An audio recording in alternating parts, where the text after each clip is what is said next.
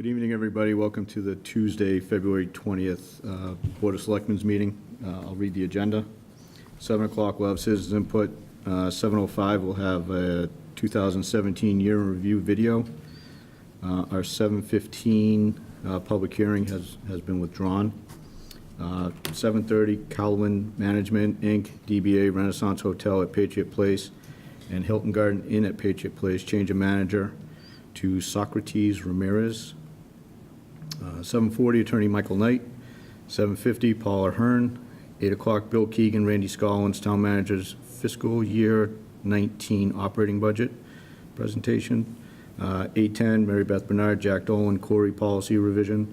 8:20, Selectmen's Update. 8:30, Town Manager's Update.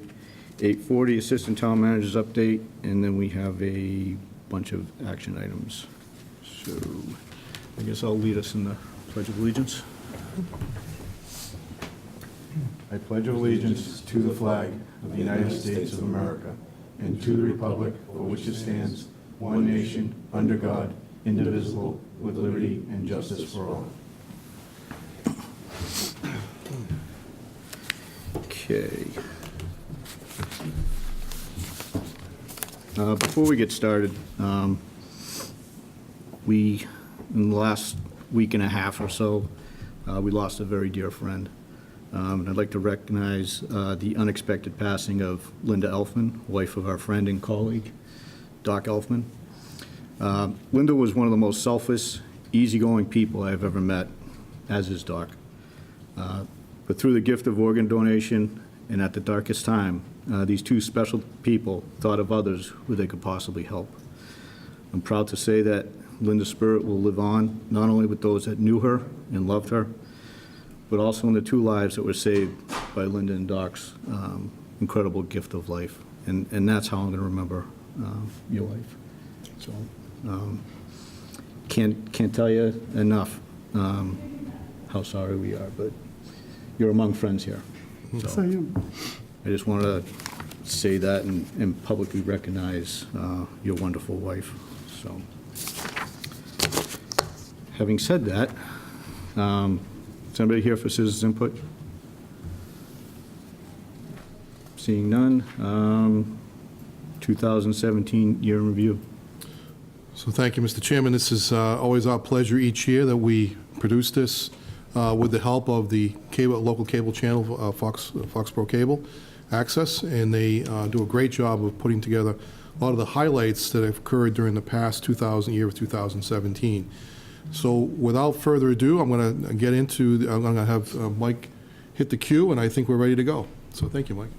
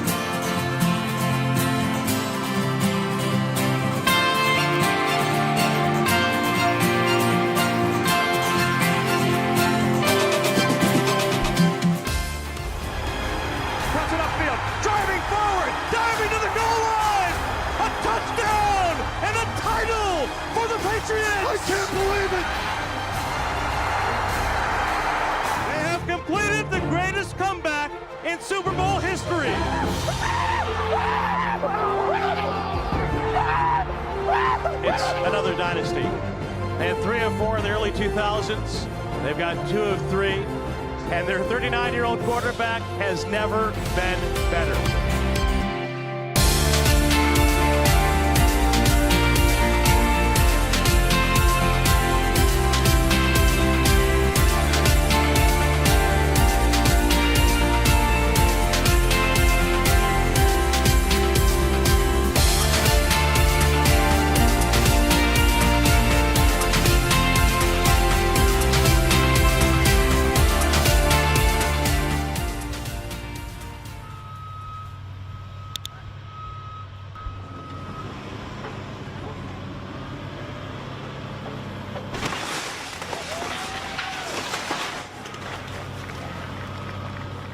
Good evening, and welcome to our program, Our Community in the Opioid Crisis.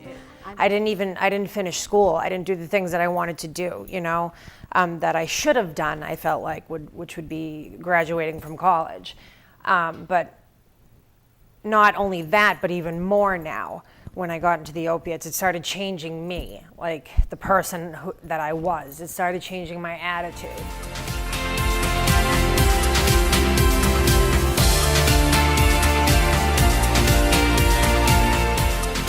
And then why are we doing all this? The hopes is there's a place for the seniors to do things on the deck.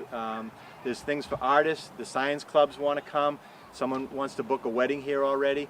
It's a small way for the community to say it's yours. It's tax dollars. It's tax land for your enjoyment. So the big picture through Snyder Electric, through the vision of all the groups that worked on this. Go.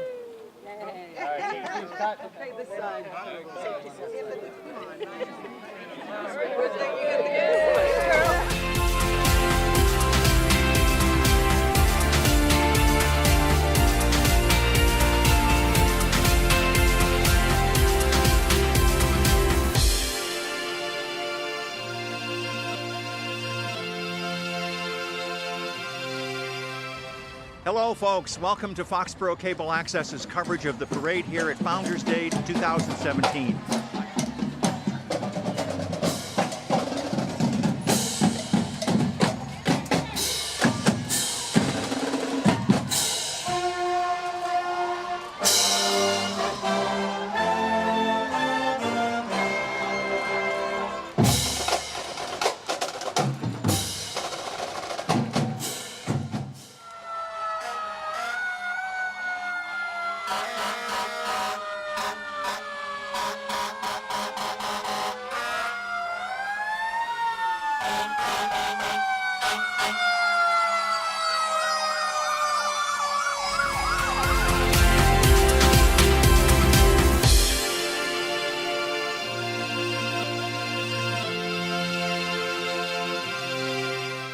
So today we went over a mock MVA, prom season coming up.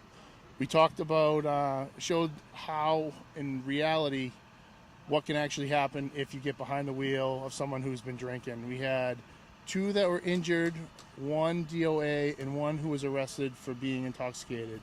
The reality of this is very real, and that's why we wanted to put it on for the kids in town here. Anything else to add? No, Firefighter Gill summed that up pretty well. We just wanted to show the kids any consequences that can happen when either you're behind the wheel or you're with another who's behind the wheel, whether they're intoxicated or whether they're distracted by phones or the radio or other kids in the car. Thanks everyone for coming tonight, because I think, by the way, this is a great crowd, and I'm really, and for those who can't be here tonight, this is why we're taping it, so that people can see it at home. And I'm thankful and grateful for the work of the Foxboro Cable folks to be here tonight to tape this, because this is an important night for us as a town. This is something that I'm told has never really been done before, and so tonight's agenda is why are we here, or why did this meeting come about, what has been accomplished, and what still needs to be accomplished. I just think about how well the town and the craft group has handled the stadium, and it builds my confidence in how they could deal with something like an overnight train. And I will say, I'm a commuter. I appreciate a seat on the train right now, and I'm not always getting one. So the overburden lines, can use some help. That was a very good demonstration, by the way.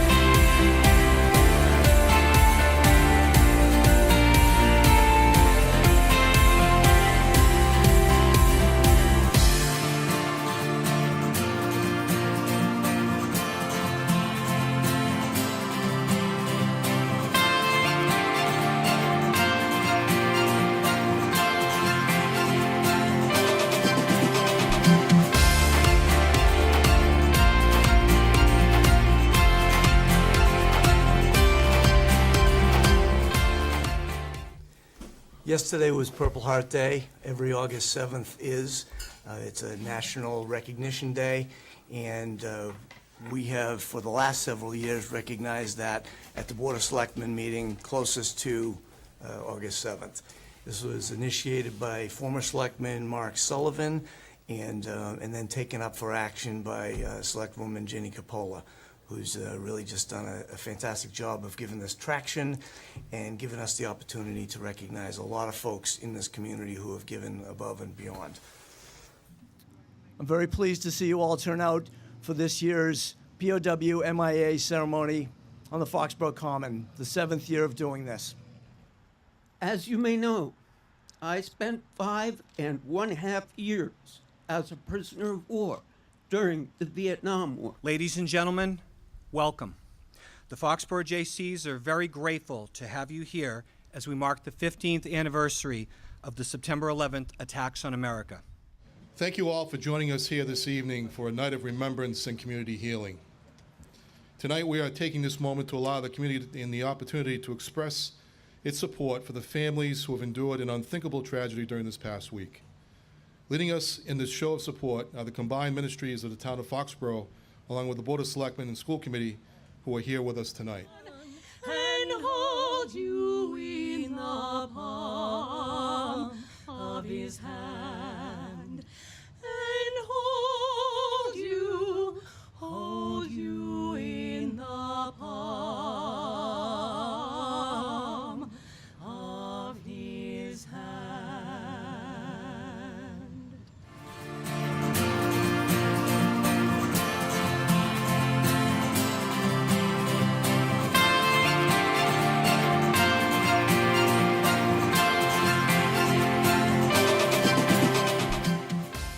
I've always had a deep connection to this town, and especially its common. I mean, just this morning as I was driving up Central Street to go to the Commons restaurant, you could see that huge American flag flying over the common, and that beautiful sign that says Foxboro right on it. You know, no matter how long I've been away, no matter where I've been, when I come home and I see those flags and that sign and that common, I know I'm home.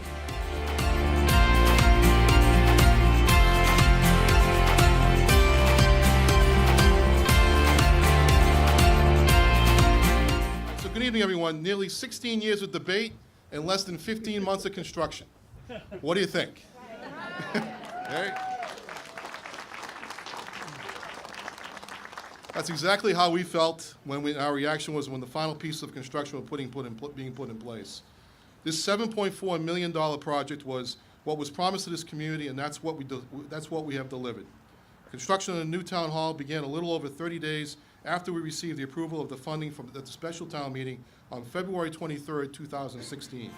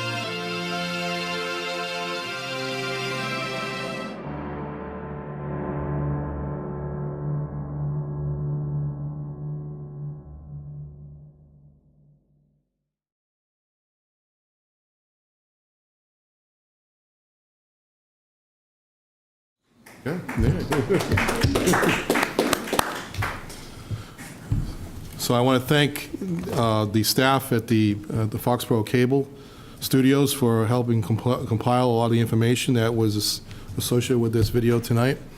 We always look for new ideas. I think, if you look at this and come up with ideas as to how we can add to it, and there's a lot of information that comes forward, but these are some of the ideas that we thought would make the most sense because they were nice clips of different things that happened throughout the year and pictures and events that occurred. But I'm actually very pleased and appreciative of the work that the cable studios did for putting this together for us. So thanks again to them for doing that. Good. Nice job. Hope you liked it. Okay. Running a little ahead of schedule. Folks from Calwin here? Colin Management? Yep.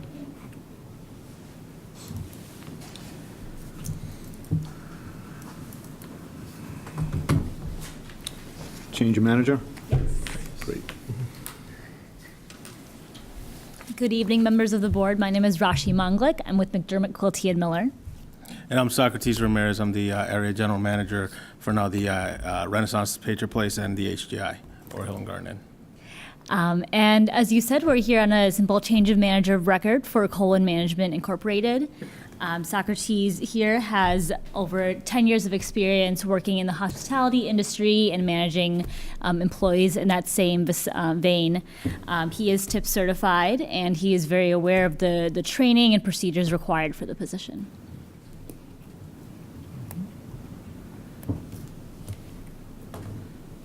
Okay. I'll open up to questions from the board. Anybody? I'm good. No, everything looks like it's in place. Yes. Jamie? Are you working at the Renaissance now? I am, yes. How long have you been there? November 20th. November 20th. Okay. Your present address is in Providence? It is in North Providence, Rhode Island, yes, sir. I know Renaissance is an active participant in Fox Cares. Correct, yes. I went to the last meeting. Right answer. I met Lieutenant Noonan as well. Okay. I met with him.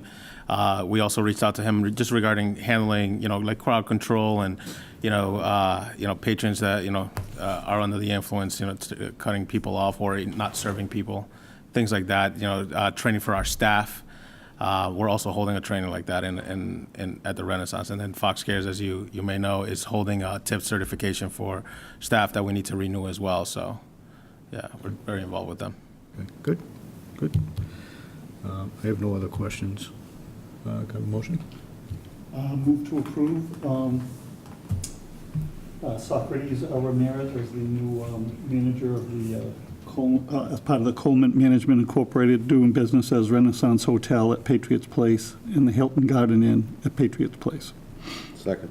Motion made, second. Any further discussion? Seeing none, all those in favor? Aye. Congratulations. Thank you. Good luck. Thank you very much. We'll see you at the next Fox Cares meeting. How do you say no to a guy named Socrates? It's just like, I think that's why You can say no, but you'll get into a debate. You'll get struck by lightning. That's a good reputation. We're way ahead of schedule now. Want to do some action items? Let me just get out of this page.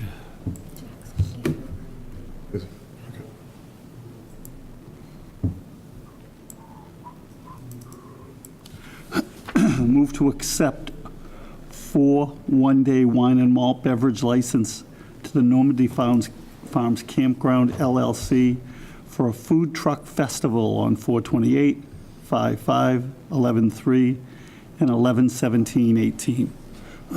Second. Motion made, second. Any further discussion? Seeing none, all those in favor? Aye. Move to reappoint Elaine Ricker as co-treasurer of the Foxborough Cultural Council. Second. Motion made, second. Any further discussion? Seeing none, all those in favor? Aye. Move to accept a gift donation in the amount of $100 to the Historic Commission from the 28th Massachusetts Volunteer Infantry. Second. Motion made, second. Any further discussion? Seeing none, all's in favor? Aye. Move to accept a gift donation in the amount of $140 to Veteran Services for veterans' transportation from the Orpheum Theater. Second. Motion made, second. Any further discussion? Seeing none, all's in favor? Aye. I'm going to recuse myself. Move to accept a gift donation in the amount of $115 to the Council on Aging in memory of Joyce Sonnenberg and Roberta McIntyre from Mr. and Mrs. Gordon of West Roxbury and Jocelyn Tripp of Foxborough and Anonymous. Second. Motion made, second. Any further discussion? Seeing none, all's in favor? Aye. Move to accept a gift donation in the amount of $95 to the Boyden Library in memory of Wallace Carlson Jr. from Donna Montgomery, David and June O'Leary, and Mary McInerney. Second. Motion made, second. Any further discussion? Seeing none, all's in favor? Move to accept a gift donation in the amount of $100 to the Council on Aging in memory of Roberta McIntyre from Mr. and Mrs. William Dye of Peachtree City, Georgia. Second. Motion made, second. Any further discussion? Seeing none, all's in favor?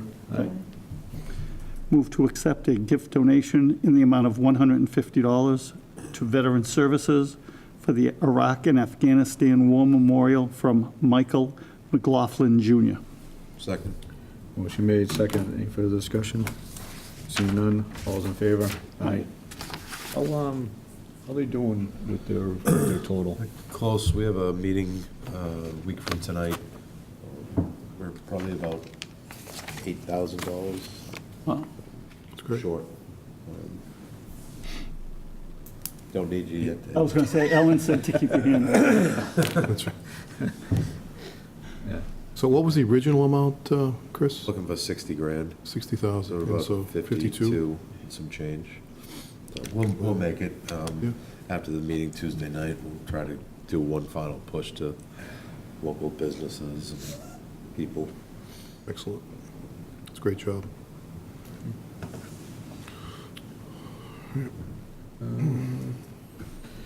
Anybody have anything for Selectmen's update?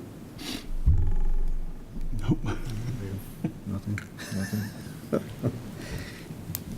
Okay. I'm way ahead of schedule tonight. Yep. Yeah.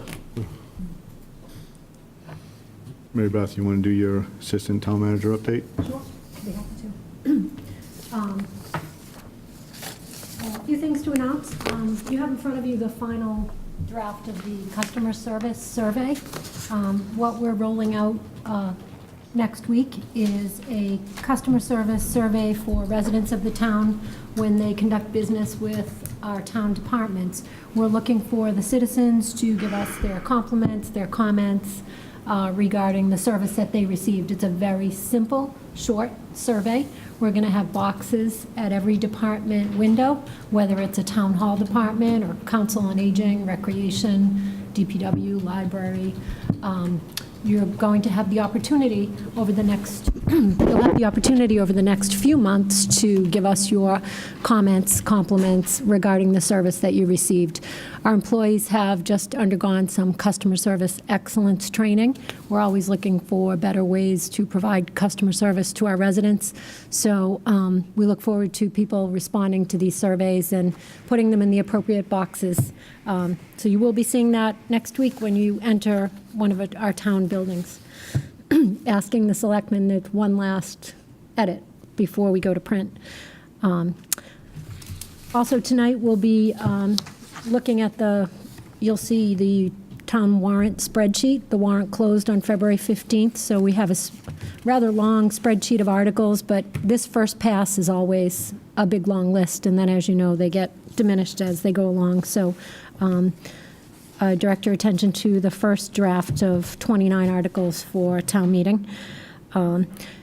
Also this week, departments are wrapping up the performance evaluation process for all of our steel workers, which are managers, and all of our line employees. And In some cases, Bill will probably agree, it was shocking that some employees have never been evaluated, and they've worked here like 17 years, 22 years. So it was a first pass, and I think a really successful process. I think both sides got a lot out of it. Would you agree? Absolutely agree. Absolutely So, so that was an exciting first here in Town Hall and among the other departments. And then finally, I'm pleased to announce the hiring of Amanda Lucier-Smith as Community Information Specialist. As you all know, Kate O'Brien left us to a bigger horizon to work for the town of Westboro as their economic development coordinator. We found Amanda through 2 previous recruitments. She was a finalist, a runner-up in 2 prior recruitments that we did. So of a candidate pool of 500, during 2 processes, she came in second both times. So when Kate left us, rather than conduct a whole months-long recruitment, we went back to our very active, still warm list and contacted her, and she was still interested in a job with us, and we made an offer. She's an impressive candidate. She has a project management background, very professional, detail-oriented, did a very early stint in municipal government out of college as an intern, so she understands our environment. And she starts on Monday, so you'll get to meet her. One interesting fact that we should later tell you, that we later learned, that Amanda's very common last name of Smith is not so common. We found out that she's in fact married to a member of one of our community partners, the Craft Organization, business development and public relations person. So, of course, with all the requisite confidentiality agreements, non-disclosures will be on file with town clerk. She'll sign a confidentiality agreement.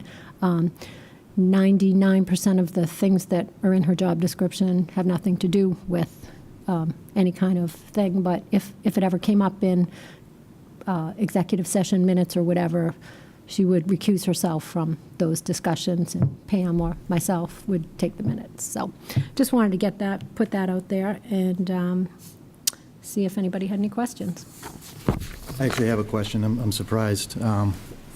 With all due respect, I brought this issue up. I have strong reservations about this hire, and I very not a lot of knowledge about the person. And I had asked for this to be discussed with the board prior to a public announcement. The issue I have is not about the person or how the person came to the table here. The issue I have is her husband is the manager of external affairs, business development for the Craft Organization. Aside from that position, it's the front door to a lot of businesses coming in here, and for the time that I've been on the board, there's been many cases where there's been executive session discussions. There has been a lot of times, sometimes we've been sued, sometimes there's issues with that.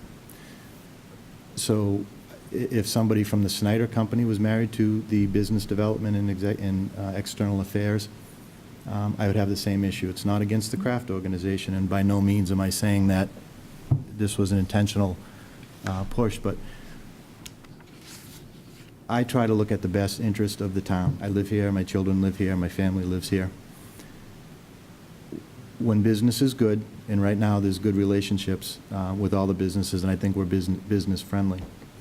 When things are bad, when there's issues with liquor licenses, when there's issues when the economy goes down and public safety, the biggest business we have to have that type of title as our front door on a private business, I feel it puts me in a certain situation where I can't speak freely.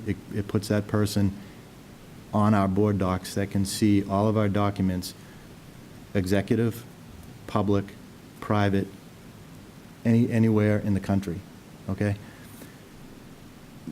All that stuff aside, to hire this person on a 5-day internal posting with one applicant on a resume that we got that didn't even apply for this job, I question the process that we went through to get this. It seems to be a double standard. I haven't seen that before her resume came in over a year ago, and to say after the fact you didn't know she was married to the business manager at the craft organization, I would suggest looking on Facebook or looking around some of the meetings that we've had, because she's been in no less than 4 or 5 meetings in the last year, public meetings, retirement meetings, social functions here. So I had asked for this to be discussed before it went to the public. I don't know what to do now, but I have strong reservations sitting on this board, and as Bill said, putting up a cone around her when things come up.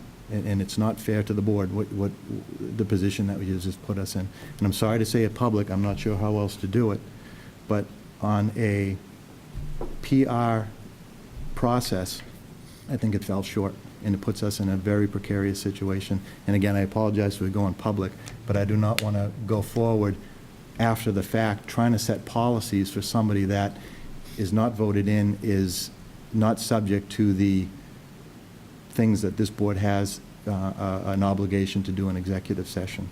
So I don't know how else to say it, but I have strong reservations on this particular thing. And I want to make it absolutely clear, I don't think it's the Crafts coming to us, because she didn't even apply for this job. This is something that you guys reached out to her, and without the knowledge that her husband is the business development manager and external affairs at the Craft organization is beyond me. I'm sorry, and I don't know how to say it any clearer, but I'm very, very upset about this. So, go ahead. I too had reservations, and I spoke to Bill about it. I learned about this, I think it was last week. I had a conversation with Bill Keegan about this, and I echoed Jim's concerns when I spoke to you. And the reassurance I got for this person would be recusing herself at certain times. When you're a paid employee for the town, I don't think you should have to recuse yourself.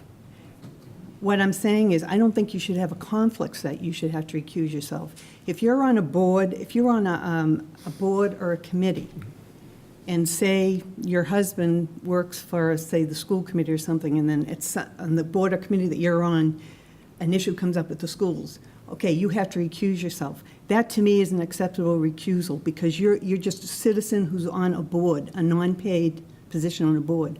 But when you are a paid employee for the town of Foxborough, you should be able to do 100% of everything you're asked for. We should not have a situation where an employee should have to ask to be recused for something. And Jim's right. It doesn't make any difference, even if they are recused. All that information is on board docs. All that information is available. So a recusal really doesn't mean anything. And I also was surprised and a little upset. And I'm surprised that you're making the announcement tonight. So I'm happy to address all the issues that have been raised. I can't speak to how you didn't know or we didn't know, because we didn't know. That's a fact. In fact, we were surprised to find out about it after the fact. But I think it's important to note, though, that it's common for employees to have situations where they have to recuse themselves. I mean, it happens in police or fire, where we have members of the same family working in the same organization. They can't be supervised by their own relatives. You've had situations where employees have to recuse themselves from certain situations because of perceived or real types of conflicts. So I think that's not uncommon. In fact, while I was concerned when I heard about it, it just meant that we had to deal with it, because it's a kind of situation where none of us would have known that. And if that was the case, and we didn't know about it, then you have to deal with it.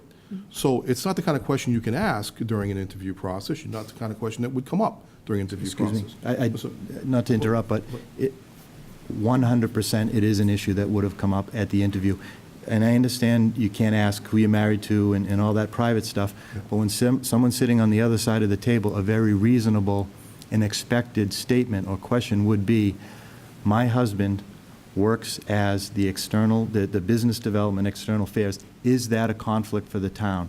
Because all the licenses come through, not only for the craft organization, but every competitor. Is that a conflict? So if that wasn't asked or answered on either side of the table, I have very strong reservations of how this interview process went. But we can't ask that. You can't ask it, but it's expected on the other side. If I was interviewing and my wife was working for the craft organization in that position, I would say, Mr. Town Manager, is this a conflict? I'm here every other week, and I know this sensitive information. Is it a conflict?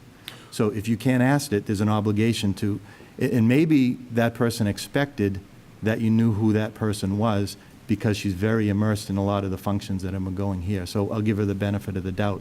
But after the fact, to say it to us on a public meeting, saying, well, we didn't know, it's concerning.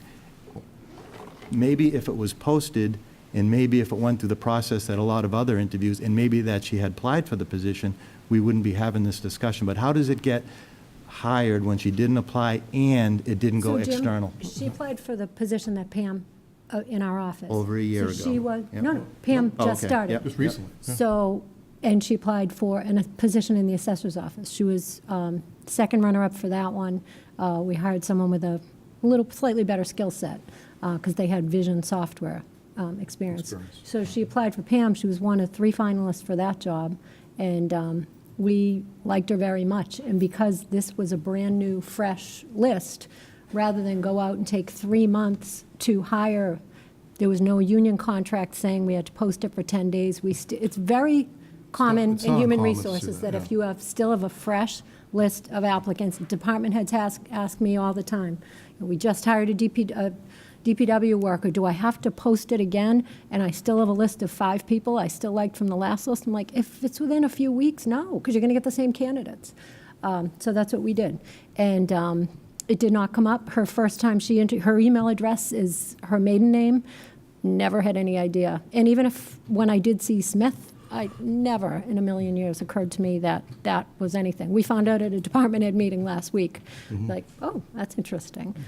Because you're very limited to what you can ask in an interview, in a professional interview. So when the police chief's contract comes up, or the fire chief's contract comes up, or there's a potential lawsuit with any of the competitors, what do we do? What's the policy? Because I'm hearing now that, whoops, we found out, and now we have to come up with policies. So let me just give you another example. Pam's doing minutes for us. Her husband is in the Steelworkers Union. She's going to have to not take those minutes for the Steelworkers Union when we're in executive session for strategy. There's a difference between private business and town government. No, I think so- it's the exact same thing. because Absolutely, I disagree. Access to collective bargaining strategy and access to, all of the things on board docs are public record. The executive session minutes don't go on there till they've been released to the public. So this person definitely has access to board docs, but every single thing that's in there is public record. Everything that comes into our office is public record. So even if there was a document that was perceived to be something that we wouldn't want to share, it could be locked. Password protected. Password protected. Yeah. So that in and of itself is something that's not uncommon to see either. So I think this is a perception more than it is a reality, in the sense that it's not, I understand the concern, and I've acknowledged the concern with you and with Jenny on the fact, and the situation is such that it's unfortunate the way it happened, but it's not something that can't be dealt with. And it's professionally dealt with on many, many occasions. It's sort of, it may be unique to hear that here in this community, but it has happened, and I'm sure other places as well.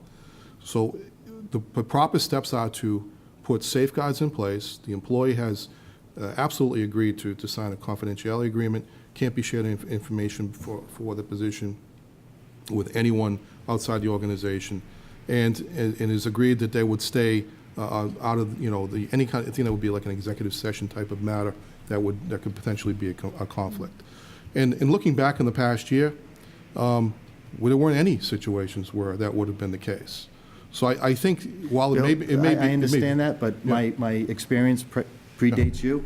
I understand. And we've been sued, and we've had issues with liquor licenses. Right now, you're enjoying a good environment. The economy's good, and the relationship has never been better. Right. Not too long ago, we got deposed, it wasn't so good. I understand So that. I'm looking, past your time, past my time here, putting this situation in front of the selectmen, the way it was done on short notice, and oh, by the way, it sounds like you're saying we didn't know, but we can use your words, we can put up a Chinese cone of silence around it, or whatever you said like that. I don't want to be coming into these meetings and having to deal with that. I shouldn't have to be looking over my shoulder for what business comes in and says, well, you can't talk about that because your competitor's wife is right there. And I'm sorry this has to be at this meeting. Very upset about this. I'm sorry you're upset. I'm just a little confused because as soon as we learn of something, you want us to tell you of it. And through the chairman, we told him that we were going to talk about this tonight. It's just like announcing any other. After the person was employee. hired, and you put us in a precarious situation. Now Well, the we person didn't is an put, we employee. didn't put anybody in a We didn't precarious put you situation. We want to be very clear about that. Yeah. It was something that we found out after the fact, and as a result, once an offer has been made to an employee, again, it's not, those are things that can't come up during the hiring. So as part of the interview process, do you can I- look on Facebook? Do you look on social We media? do not. We do Well, not. maybe every other private group Well, does that our hires, I'm attorney is sorry. here, so maybe Yeah, Jack so- could comment on Because those are opinion-based the HR things. bases, so Yeah, you wouldn't. we can't retaliate. Go on I can't look Facebook, up someone's race, creed. I can't You can, use I'm sorry, that but you can as go a on hiring Facebook factor. and you can look at pictures of where they work in their social medias. They do it to kids all the time, looking for colleges. I'm sorry, but I disagree that you can't go on social media before you hire somebody. In all due respect, Jim, you can do anything you want. The bottom is that that's not considered best practice. It just isn't. Well, this is what happens, Bill. You're surprised after the fact, and I'm sorry. Well, I it's not the expected first time in more. my life I've ever been surprised by something, but what I deal with it, what I do is I deal with the facts. I deal with how we can deal with this going forward and how we can properly address it to protect the town, which is something I'm very much interested in doing, and to protect the employee who actually is innocent in this case too. The employee is absolutely interested, as is the craft organization. What my issue is, the process that you use, not advertising for a position that hasn't been vacant in over a year, by using somebody that didn't apply for this position. This is what you get, 5 days with one application. No, that's We didn't- actually not true. that's How not many true. applications did we come in? It was an internal internal posting, posting. and nobody internal 5 days applied. internally, and how many people responded? And nobody from No the one internal was which is not interested. uncommon, by But do you think that we could have looked a little broader? Well, Jim, I had just with looked at 500 people, applicants. and she rose to the top of 2 searches. So in my experience, having done this my entire career. I've done it as well. While the list was Several still times. warm, you go back to the one you really liked. She had all of the requisite skill sets we were looking for.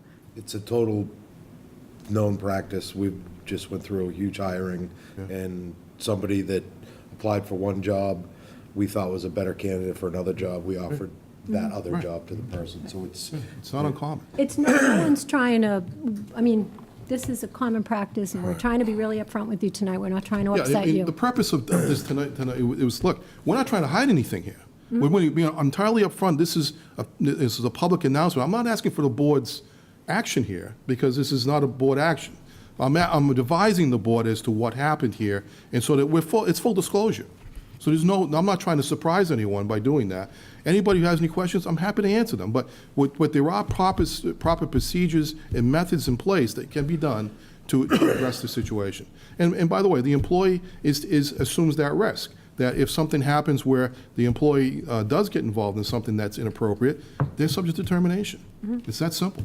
And we've had a long conversation now that we've learned of it with the employee, and she's totally willing to put a non-disclosure on file with the town clerk, sign a confidentiality agreement that's already been drafted. The stuff that the primary job functions of this job are customer service, doing our accounting, and doing all of our social media. And rolling licensing out is board done docs. by She doesn't make any decisions on licensing. Everything that comes into the office is public record.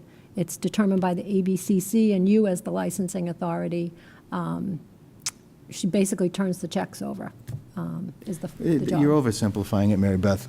She's at the front door for anyone that walks in, any information that comes in, and her husband is the business developer for the craft organization and external affairs. There's a conflict there on a lot of stuff that comes in. I'm It's a sorry. perceived conflict, but not a real conflict. It is a real, It's a in perceived my conflict. opinion, it's, unless, we can disagree on it, but you We can tell that to disagree. the business that comes in with information or wants to have a meeting with the selectman or the town manager, and their direct competition is sitting at the other side of the table.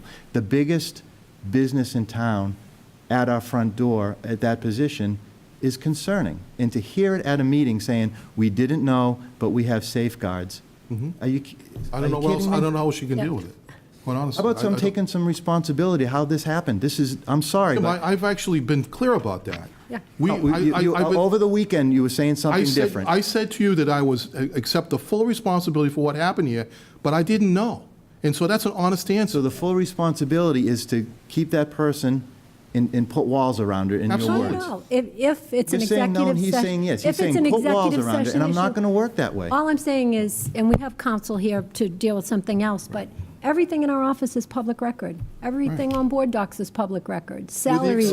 With the exception of executive session. If something goes into executive Or a session- record that's considered non-public. We can we're going to have to put protections in place for executive session when Pam's in the room because her husband is in the steelworkers group. So It's no different. It's not uncommon. So I And would if defer you- to counsel Yeah. to address the situation because I'm sure he's seen it before as well. So, Jack, would you like to say, just I respond? know you're to- here for the Corey policy. With the board's permission or Jack, communication, sir. Can you, Why don't you come on up, Jack? please discuss what our potential liabilities are, if any? This is certainly a situation that Bill and Mary Beth addressed with me. Again, I'm Jack Dolan, town HR counsel. It's not at all uncommon for these situations to arise. Foxborough's, a fairly good-sized community, but I've worked in many smaller communities where it's inevitable that people's lives intersect. Their business lives intersect with their town life. It happens very frequently, which is why we have, among many reasons, a state ethics law, a conflict of interest law. To a large degree, that conflict of interest law depends on people identifying when they're dealing with confidential information and safeguarding that information. The obligation to safeguard confidential information exists for all public employees, and it exists not only while they're on the job, but after their employment is terminated. So even without any sort of special confidentiality agreement, this employee, like all other public employees, would be subject to the conflict of interest law, including the requirement to preserve all confidential information. Now, this is actually somebody whose situation is known to you. It could well be that there are people throughout your employment who have relatives who work for the craft organization or other businesses in town that aren't known issues. So it's actually in some ways easier to deal with a known issue because you can be on guard for it. You can take proactive measures to safeguard the information. I'm in the confidentiality business. I'm an attorney. I have obviously very strict confidentiality rules that I have to abide by. And there are times where in my prior private practice, I only do public practice really now, but in my prior private practice, I would represent individuals in the community, and that would be completely unknown to my family unless my clients identified themselves to my family as clients of mine. My wife is a dentist. She treats patients, is subject to HIPAA. I don't know who her patients are. It's not at all uncommon these days for people, for whatever reason, to have obligations to keep information confidential, and we have to depend, hopefully in society, on the integrity of people to do that, and the laws that impose sanctions if they fail to, including in this instance, the virtual certainty that she would lose her job should she reveal confidential information. So can I ask you, as an attorney, you've got a license issue, right, to share information of your client.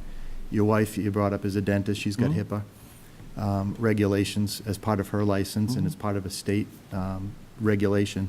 What's the regulation of somebody that's a secretary sharing information proprietary to a business that comes in? What regulation is that under? Massachusetts General Law, Chapter 268A, the Conflict of Interest Law. The Conflict of Interest Law. Yeah. So the state ethics law. It's known by both names. So every employee that's working at the Selectmen's office is subject to that Conflict of Interest law? Every public employee, so that would include everyone I see in front of me. Okay. So they can do that, including board members. So why do we need special safeguards and Because special we're putting circumstances. secondary measures in place to be absolutely fundamentally clear as to what could happen in the event there was a breach of that. So we're putting that secondary layer in place in this. So above and beyond what the state requests. So what are those requirements? It would be a confidentiality agreement, which I asked Jack to draft Yeah, for us we today. have a 2-page agreement that Jack has drafted. So Can the board see that, so we know? Sure. I can, So does this mean that under the confidentiality agreement, Mr. Smith cannot ask Mrs. Smith how her day was? What happened at work today? Oh, absolutely. They No, you know, but they because can have, well, wait a minute, wait a minute. yeah. Mr. Smith is the development director? Business or development. Business development director. He's a manager. What happens if somebody comes, a person who wants to do something on Route 1 or any other place around town that would be competing with the interests of, say, Patriot Place? What happens if he just walks by your office? That, I don't you know the answer to that. I mean- No, but I mean, like, that's part of the business of the town of Foxborough. That information. But that's public Me? information. It's not something that would be non-public. I mean, it's no different. I guess So if it's public information, Bill, then she's free to discuss it. No, it's public information if it happens in commonplace activities.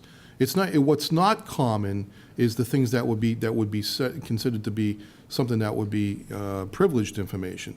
And that's something that could happen, that rarely ever happens in these situations. But when they do, it's something that she wouldn't be able to participate in.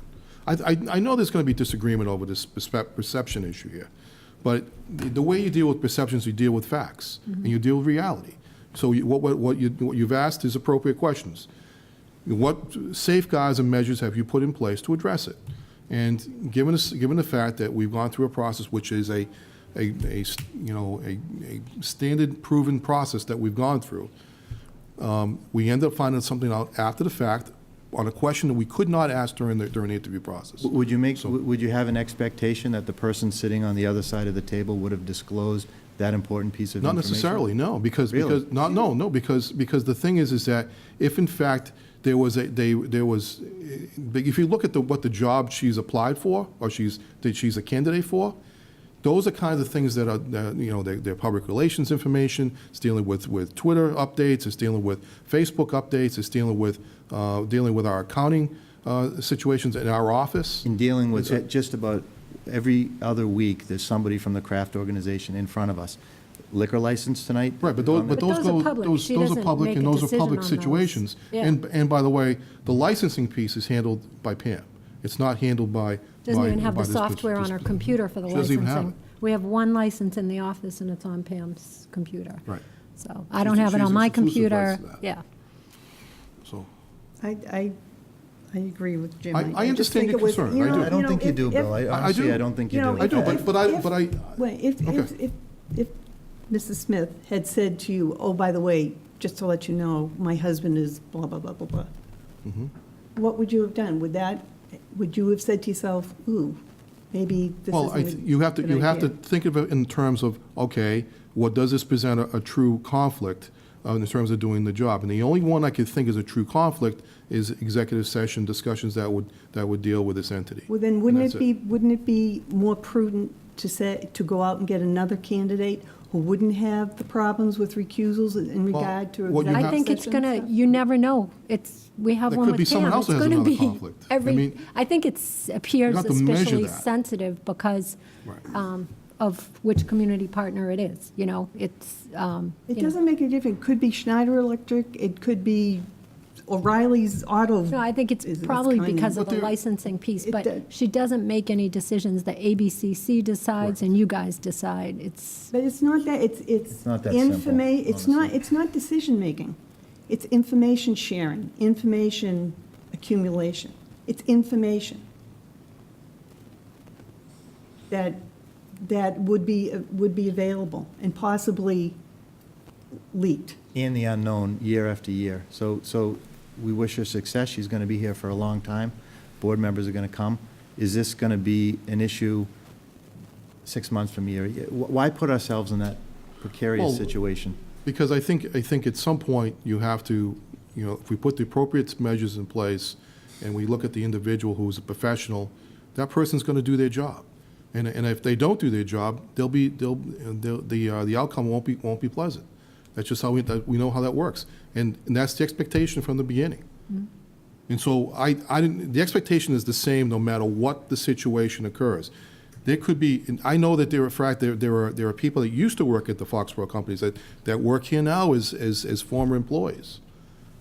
I don't think the Foxborough company is coming in front of us every other week for controversial issues and business-sensitive issues. They're not. I look at that from the perspective is, okay, somebody applies for a license, that's not controversial. That's a public process, but it's not controversial.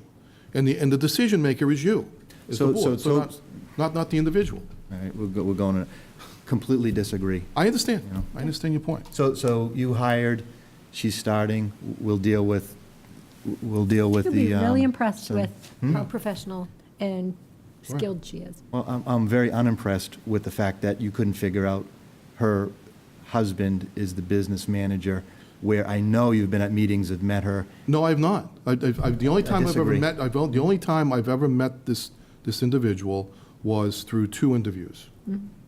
2. That was it. The only time I've ever met her.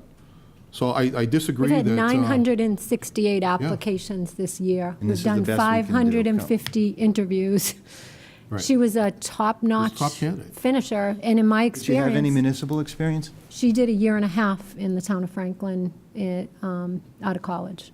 Right. And then she went into project management, engineering work. And that's where her incredible skill set comes from, her attention to detail, time management, project management. Those are the key components in this job description. I don't know, Jack, do you want to comment on a way that we could have determined, this at an interview? I'm not certain. It's very difficult because, as you've already recognized, I think everyone, you really shouldn't be asking about marital status because that gets at a number of protected classifications, sexual orientation, marital status itself. Nor would I expect a candidate to volunteer that, because just as an employer can't ask it, it really can't be expected of employees to volunteer information about any membership in a protected class. And beyond that, while I know it's extremely common these days for prospective employers to use social media as a screening tool, I largely recommend against it, certainly to my municipal clients, because if someone goes to Facebook, for example, and sees that somebody is a member of an organization that supports gay rights, and they see him pictured with somebody of the same sex, for example, they might draw conclusions about their sexual orientation. And if they don't hire that person, it may be suspected that it's because they reached certain conclusions from social media. It's one reason. Another reason is it's inherently unreliable information. So there's, I think, higher risk and very little gain by using social media as a screening tool. There are far better background investigation tools. Which she passed those So with flying I guess colors. we missed them all then. I'm sorry, but She passed all of the if you ask people, screening. it seems like everyone else knew, but You know you what two, I'm bothers sorry. me? What bothers me more than anything else is, okay, maybe you didn't know it, but she knew who she was married to. And she knows the situation with the craft organization and this town. And for it to not And so come you up at say an to yourself, interview is well, beyond me. in my first, when you told me, I said to myself, why did she want to work for the town of Foxborough? If she's so qualified, and if she's wonderfully qualified, certainly she could get a much higher paying job in the private sector. She enjoyed her years in municipal government and wanted to get come back to back. If I may, I have no idea if this will help or hurt the discussion, but let me pose a hypothetical to you. What's to prevent any existing town employee's spouse or brother or father or mother or son or daughter from becoming employed by the craft group at any point? And if they did, would you then want to terminate the employment of that employee? With all due respect, there's a difference by any employee in any position, but the secretary to the door of the Board of Selectmen, not to have this discussed at the interview process, is a category in itself. We're not talking about somebody another position. This is the face of the town. This is the front door of the town for every business that come in. And the nonchalant, well, it's done, we'll put up safeguards, I can't state any stronger. I'm having a hard time with this. I don't know what I'm going to do next Tuesday.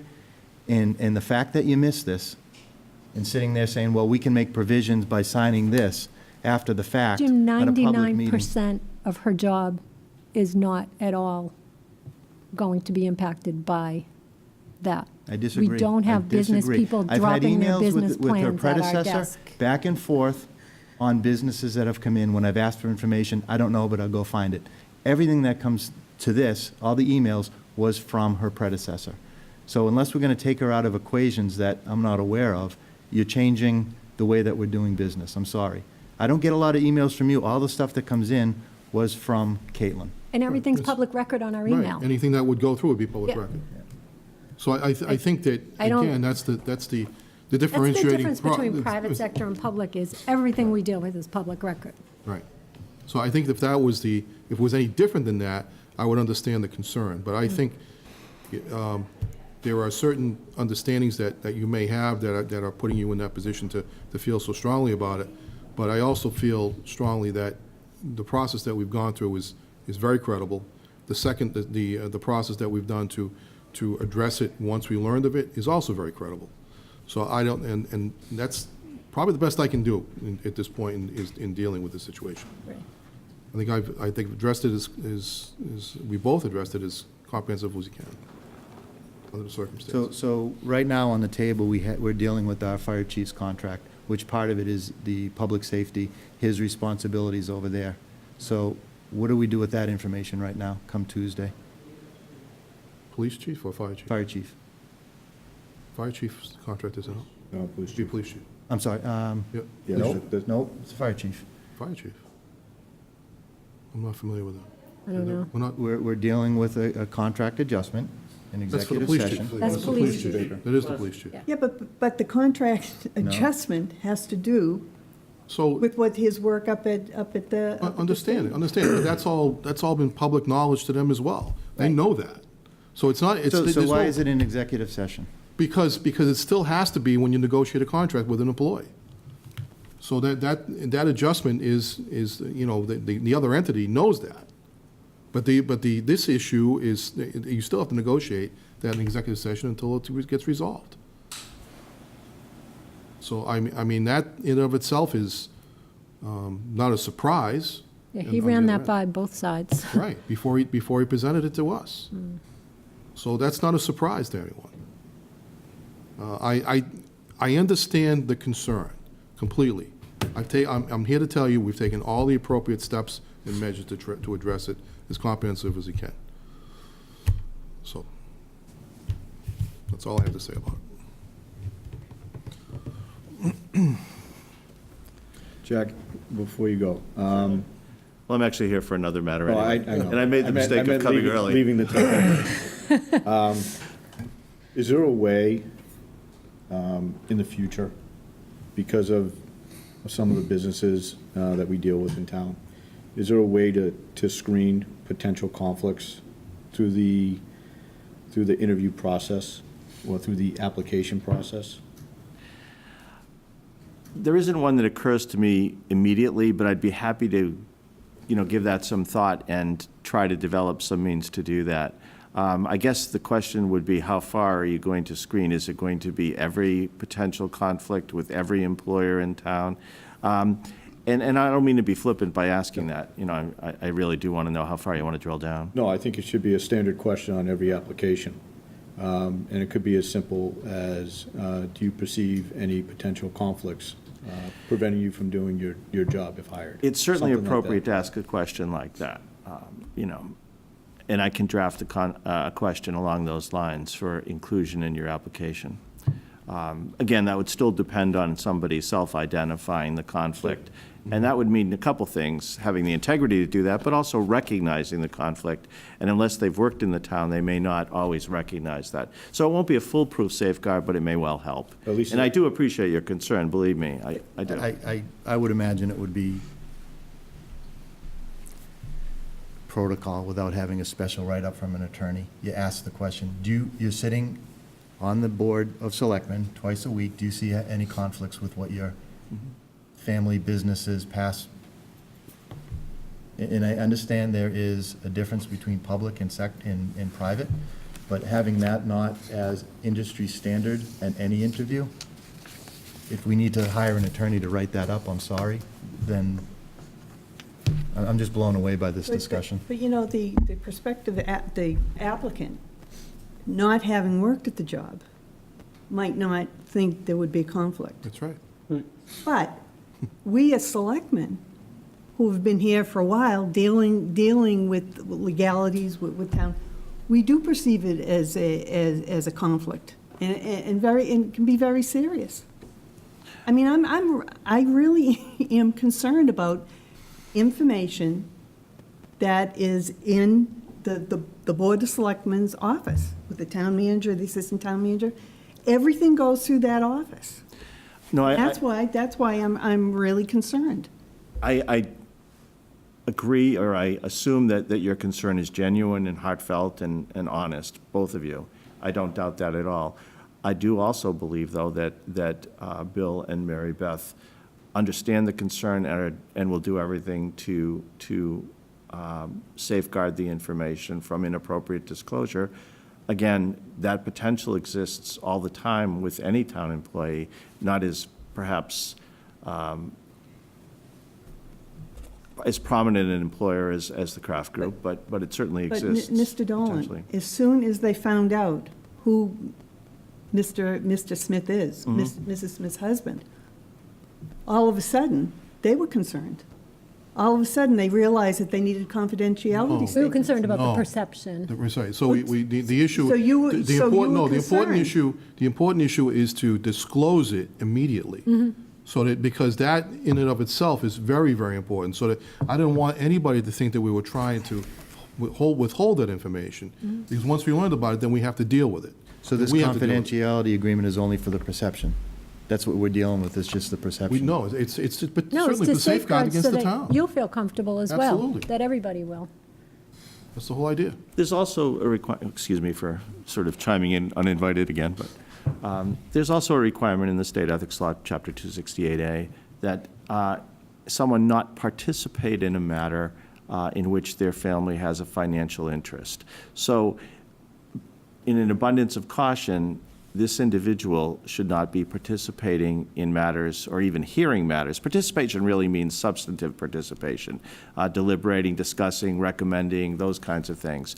But I would recommend and have recommended that this person absent themselves from any discussions like that, even if they're not participating. Even just hearing it? Correct. Okay, so to that point, the liquor license that was just in front of us was up at Patriots Place. Yeah. Toby Keefe's, which was supposed to be here, is intricately part of Toby. So is she going to be leaving during all these times? Public issues. No, I should have distinguished between matters that are common to everybody. I mean, if it's going out over the airwaves on your public television, certainly she's in no different position than anybody sitting in the audience. But she shouldn't have greater access to information than the public that concerns the Kraft Group. So if you're discussing something in executive session, it may well be that there are times where she inadvertently acquires information despite the best efforts of everyone to safeguard against that, but she would still have an obligation not to disclose it, both under the law and under the confidentiality agreement. The confidentiality agreement doesn't add an awful lot to the law except to underscore that she recognizes that this problem exists and that her job is in jeopardy if she violates it. Right. I appreciate it, and I appreciate it, but I'm no closer to understanding how this happened and what I need to do and what the town needs to do further on. And you can do this, Mary No, Beth. I think we but you know what? explained 5 how days it internally happens. with one application, this is what happens. I'm sorry. We didn't have any applications. It was 500 applications. It was That's the thing. 500. That should be explained abundantly it. clear to everybody. I It was know that 500 you're not applications. an HR person, so I apologize if the terminology and the best practices are not familiar, but this is a tried and true across industries, that if you just did a recruitment for a similar job and the candidate was still viable, it's a great way to not spin your wheels and waste a whole lot of time when you know that this person rose to the top of 500 candidates twice. And it still didn't come up. Now it's going to get personal. Let's just end Jim, it. there's employees who text members of the Kraft group and the Schneider group, and we can't police every single thing like that. We just have to hope that we hire professionals with the ton You're of right, integrity. and I'm not, and I don't understand all the terminology, and I'm not a HR person, but what I do understand, everyone that I've talked to over the weekend about this could find out in 30 seconds by looking at Facebook and asking somebody. And that person has been at functions with you guys. I'm sorry, but she has. Oh, no, I'm sorry, but I have if no that's the idea. case, I've never met her before. Well, stick So around a she little may, bit she more. may have been at certain events, but I We've personally had only met her 2,000 twice. applicants this year. I Right. can't tell you probably how many times I've crossed paths and not realized with people I've phone interviewed or talked to, unless they come up to me and say, don't you remember, we did an interview. That wasn't on our radar at all. I mean, it's- apologize. Is it possible, I was at some event, months ago, and so, I mean, I meet a lot of people at events. I mean, it doesn't mean I always remember who they are. I clearly did not remember her. Clearly did not. So, all right, but thank you for the conversation and input. Okay, being a little after 10 minutes past 8 o'clock, Attorney Michael Knight.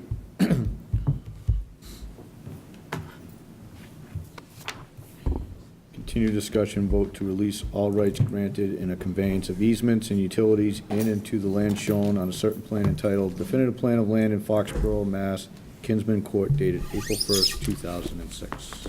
Good evening. Attorney Knight had a conflict tonight. My name is Attorney Frank Splain. I represent the buyer of the property in question. Attorney Knight asked me to come in his stead with regard to this issue. There's a little bit of a background. When negotiations first started with regard to this property, I approached both Randy Scollins and Lisa Sinkus with regard to the property, knowing that there was an outstanding tax lien on the property, and knowing that the lien probably would not be paid off before we started filing with the planning board and doing some other things. So we met with both the planning board and with those two individuals with regard to being able to file with the planning board. As I'm sure some of you, maybe not all of you know, on any application in front of the planning board, zoning board of appeals, other boards, there's a place for a sign off saying all the taxes and any other fees that are owed to the town of Foxborough paid in full. Knowing that there was there was a tax lien on there, we know that that couldn't happen.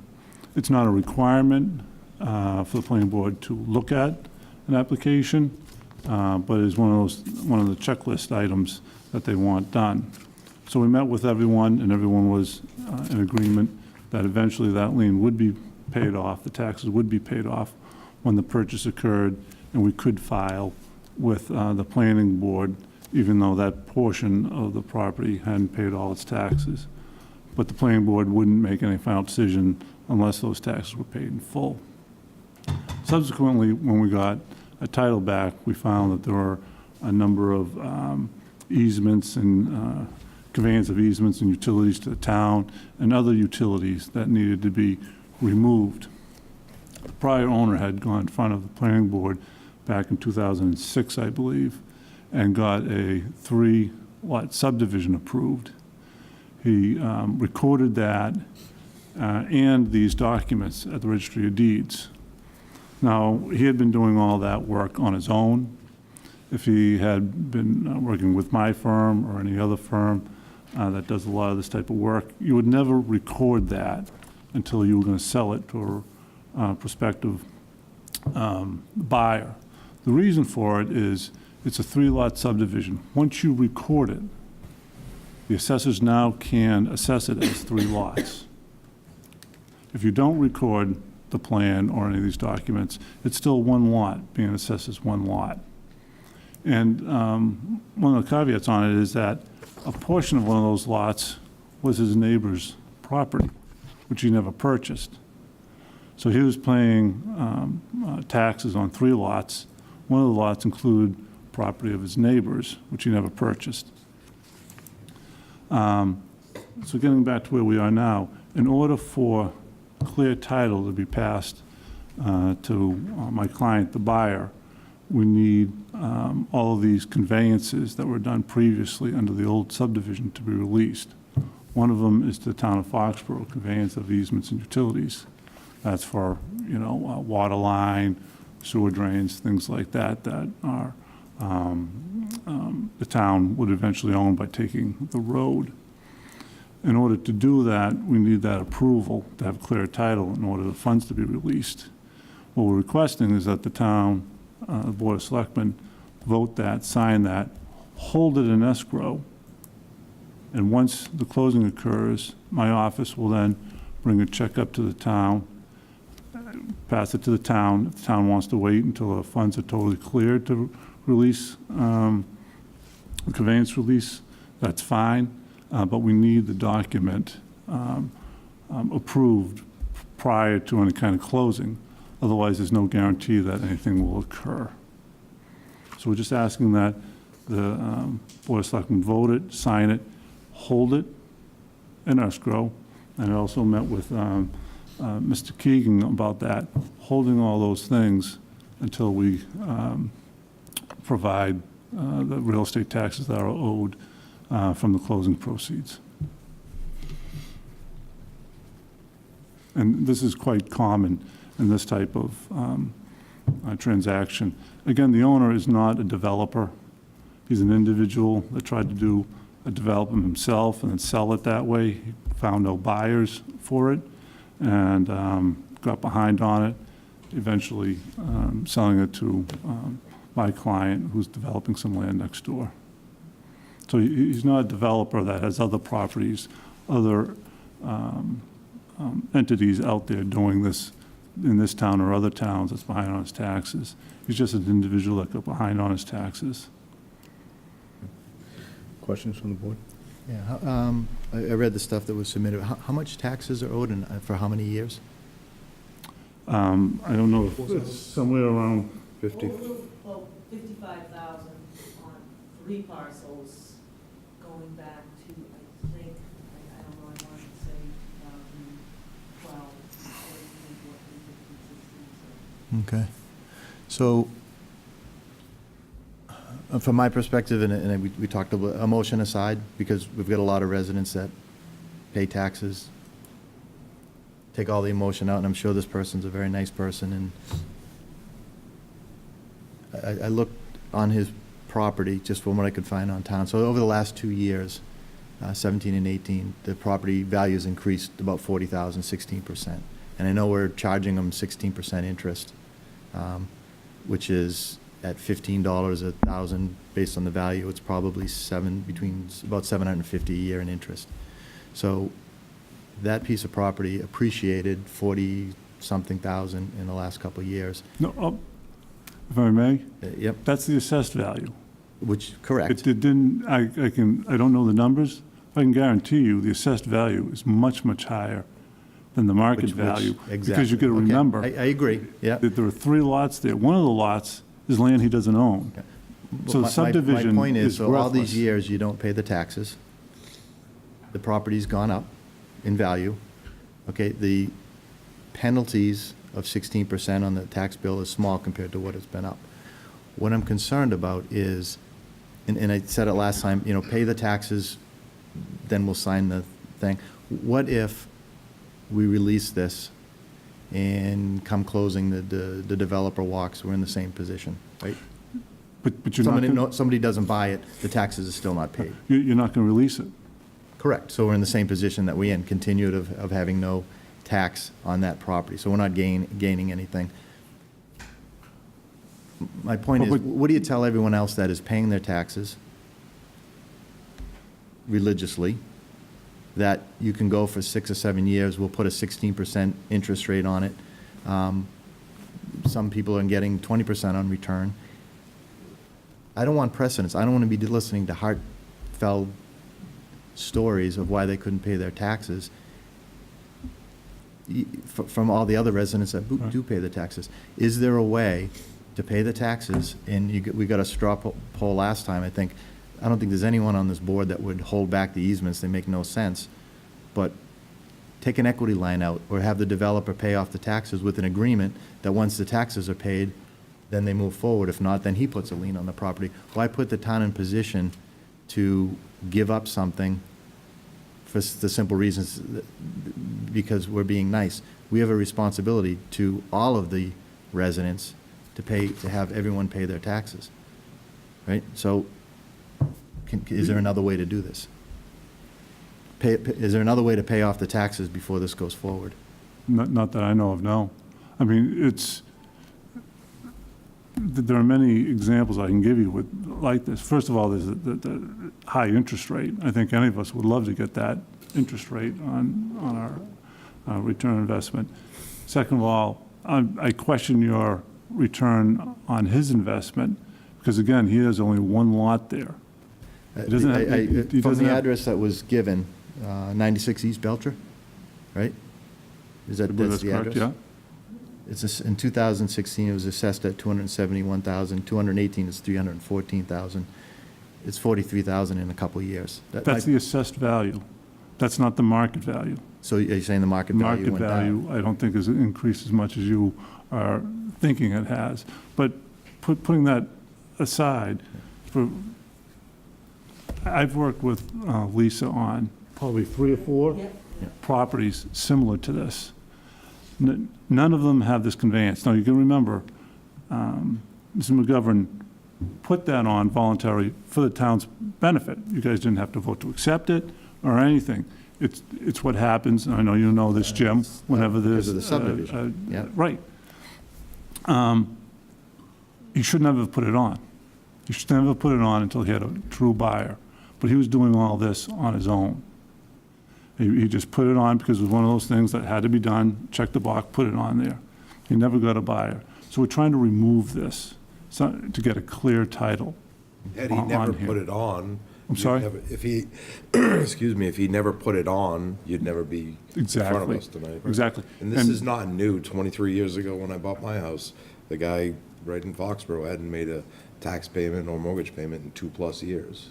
And we went through the same thing. It just wasn't in front of the Yeah, board. but you close on it, and then they do the math, and then a part of the closing value goes back to the town. We'll get our taxes back at closing. Exactly. You know. Oh, no, there's no doubt. But what I'm saying, so if I stop paying taxes and I just sit on my property and then decide 4 years I want to sell it, I'll pay the 16% interest and then pay the taxes. That's basically what we're doing. It's a little different here because he recorded it, but there's an abatement process. You can go through that if it was that unfair. But to tell somebody that we'll give you back these easements, you hold them, you make the profit, you sell it, and then you give us the money after the fact, is, I don't think, fair to the other people that pay their taxes. You're not giving it to us. You're going to hold it. You're gonna hold it, right. You're going to hold it. You can take a vote, approve it, sign it, and in the vote say, Mr. Keegan, Lisa, Randy, do not release this until you get a check for the full amount. And if you even want to hold it until the check clears, you know. So what if the deal falls through? Then you hold on to it. He's no better off. But don't you think this is, yeah, okay. I understand your position. My position is there's a whole bunch of other homes in Foxborough that pay their taxes, even though they can't afford it, they do it. And to make exceptions, I'd rather have consistency. That's what the 16% is for. And that's also what the town has the ability to take property under tax title eventually, if it gets too far along. I understand. This property was on our short list of properties to foreclose on. And so to answer your question, you know, if this transaction should fall through at the closing, this property would then be back on the foreclosure list. We have 8 properties right now that we're walking through the foreclosure process. I will say that in working with Frank, we have had 5 other properties in a very similar situation that have resulted in full payoffs. So the process that we're following here works, and if we follow it, you know, I suspect the same result with this one. And really, the only reason you're in front of us today is because of the conveyance. I mean, some of these other things that came up we would not have known about because we didn't have to approve it, correct? That's Randy, so these 4 or 5 others where we got payments in arrear at closing, Yeah, we didn't know about it because there was no conveyance. correct. The only reason you're here is because of that one checkbox. Okay. Exactly. So this is a best chance to collect the money and accumulated interest. Yes, get full payment. The other alternative, deal falls through, we move towards foreclosure. We foreclose on it anyway. That's a possibility, yes. Right. Right. And this easement will be held in escrow, along with the other easements, be released Correct. upon full payment. Yes.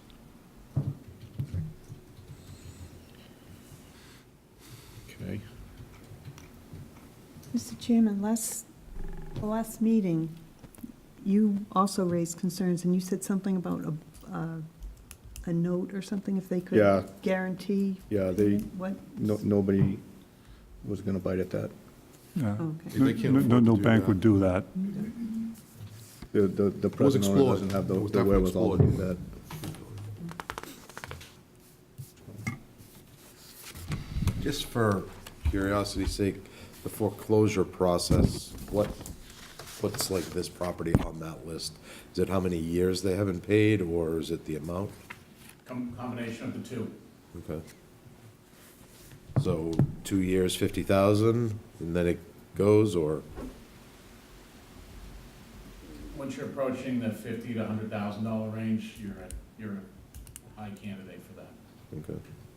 And for the foreclosure, that would mean the town would take title to the property? And auction it off. And then we would immediately take the 55,000 At the auction, if we auctioned it. for we the got that money. taxes. whoever And then bought it. any other money would go to the town also in the fund. And the treasure collector is saying it can be up to an 18-month process. Because we have to go through the whole process of tax, title searches and everything else that, in this case, in fact, a lot of it's already been done, but it is a long process. All right.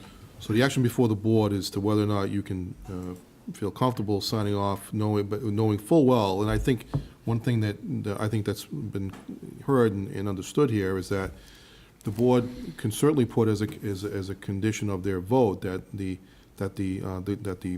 property would be, or the conveyance would be held in escrow before payment was, until payment was received. Okay. And I would recommend that you do that. Yeah, absolutely. Doc, And just so the board knows, Mr. Keegan and others, I recommended to them to hold not only yours, but conservation's and the planning All of them, board. yeah, right. You know, Which I thought was a good idea, for your actually. benefit. It further It just secures makes the property. sense. So if we agree to this, would the sale be going through like within a week or two, or? It's unknown. There are other issues with other utilities. And I think as Jim knows, working with the utilities can be it could happen in 2 weeks, it could be 2 months until we get that straightened out too. And we're working on each one. I think one of the utilities we're close with, the other one, it could be next week, it could be next month. It's, they really don't give you timetables. They do it when they want to do it. The interest keeps ticking though, right? That's right. Oh, absolutely. Okay. But And we'll be paid in full. There's enough proceeds to pay the town off and other individuals too. But if you don't get that issue resolved with the other utilities, We'll can it still be foreclosed on? And then where are you then? get it done. It's just time consuming. I think Jim Just a can state to everything's a that. It just process. takes time sometimes to work with these utilities. They eventually do sign off. It just takes Yeah. its time. Because we're showing them too that, if the road's not going in, they don't need it. And a new development's gonna go in, so they're gonna be getting some proceeds. So it's to their advantage. It's just, they can go very slowly at times. And just one more question. You said he was paying taxes on a third piece of property that he didn't even own? No, the subdivision that he had approved was a 3-lot subdivision. One of those lots included land he was gonna buy from a neighbor. He never purchased it. So he was paying full assessed value on 3 lots, when he really had none, because the 3rd lot, he never purchased the land from, so that lot is no good. And because that one's no good, the whole subdivision is no good. Okay, but the $55,000 is only for the 2 lots that he does own. Nope, the 55 is on 3 lots because he never filed abatements. You only have a certain amount of time to file abatements. Once that time's come and gone, So you're he's out of of luck. luck as far as abatement's concerned, so He's going to pay He's the on the full hook for that, amount. Yep. should have had a lawyer. He can't, I told him years ago to file for an abatement. Move to release all rights granted in conveyance of easements and utilities in and to the land shown on certain plan entitled Definitive Plan of Land in Foxborough, Mass., Kingsman's Court, dated April 1st, 2006, with appropriate safeguards as discussed. With all, with the release to be held in escrow until, With the release to be held in escrow Until all funds until have been paid to the town. all funds have been paid and cleared. Second. motion made, second. Any further discussion? Seeing none, all's in favor? All those opposed? Thank you. I'll keep Mr. Keegan appraised as to how it's going. Thank you, Counsel. Thank you. Okay. It's 8:30, we'll take the 750, Paul Ahern. I think he was in here he is. Sorry to keep you waiting, Paul. No. Good to see you. It's fine. Good to see you, all of you. So, for the board's understanding and information, this is strictly an information opportunity for the,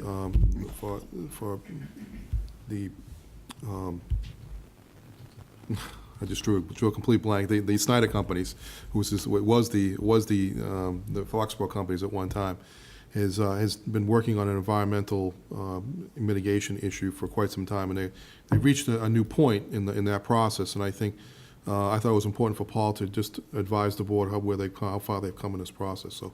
So that's why I brought Paul in tonight. So I appreciate him being here. Thank you. Well, thank you for having me. I'll just take a couple minutes of your time. My name is Paul Ahern. For those of you that don't know me, I have worked for what was in Bensis, now Schneider Electric, for 20 years managing the Neponset Reservoir matter. We have some good news for the board. If you saw my letter from last week that we sent out to you and the site mailing list, we have reached a significant milestone. About 2 weeks ago, we filed some paperwork, and when I say we, I mean the independent licensed site professional who's been overseeing the evaluation of the reservoir. We filed what we call a permanent solution statement. For those of you who don't have a lot of background on the reservoir, back in 2013, we achieved a temporary solution as we worked our way through the investigative process. And as part of that, we undertook a 5-year period of study of additional sampling and study of the surface water, the sediment, and the groundwater around the reservoir. We've now completed that 5-year process, and the licensed site professional, or LSP, has concluded that no further action is warranted at this time. So what we sent out last week is a letter to the site mailing list in accordance with, we have what is called a public involvement plan, and that dictates how all of our reports are reviewed. We are still under full oversight by the DEP for the reservoir matter. In the way that the process will work is, now that we've submitted this to DEP, we triggered a 45-day review period for them, what is called a working draft. At the conclusion of their review, they will issue a set of comments to us. We will respond to those comments, and then within 45 days of us receiving those comments, we will then put forth a response to comments and a public version, a revised version of what we call a final draft. That version will then be subject to a 75-day public review period. Approximately 30 to 45 days into that period, we will hold a public meeting, as we've done for all these different phase reports as we've gone through the process. We will take the community's oral comments that night and any written comments that get submitted. There'll be 30 days at least after the public meeting. We will then respond to those comments. We'll put in another draft to the DEP, the final review, the final report, rather, and then the DEP will decide if we have achieved a regulatory closure for the matter. So right now, as we sit here today, because the clock is ticking, we expect that the DEP will give us their comments on or by March 17th, which would then put our response to comments in the public review process triggered around May 1st, which would then follow with a meeting somewhere in the first couple of weeks of June. Again, all of this is dictated by the timeliness of when the letters come out. And then we will have a public meeting. Typically, what we've had at our public meetings have been at the Boyden cafeteria. We will have all the experts that worked on the report available for people to talk to, answer their questions, and then certainly we'll take the formal comment, meaning that people submit in writing as well. So that's coming this spring, and we just thought, after speaking to Bill last week, he thought it would be important to come in, answer any questions you have about the process. Again, the public portion will begin probably May 1st.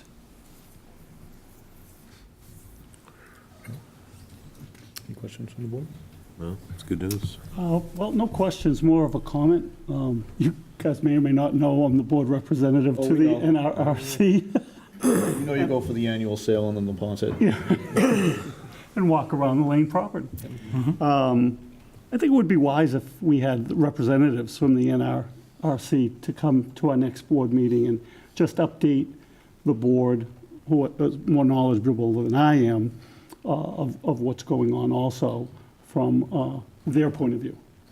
Would it make sense to have that meeting probably in a few more weeks, Paul, or in terms of your process and how that's going to go forward? What would be the most? What would probably be the most information for that group? Doc's suggestion is a good one. I want to know what's the best meeting for that? I would suggest that when the public version of the document is out. Okay. So after we've gone through the scrutiny with the DEP and we've responded to their comments and we put the document out for public review. And certainly, all the members of the site mailing list will get notice that it is out. We will put a notice in the paper. We'll distribute copies.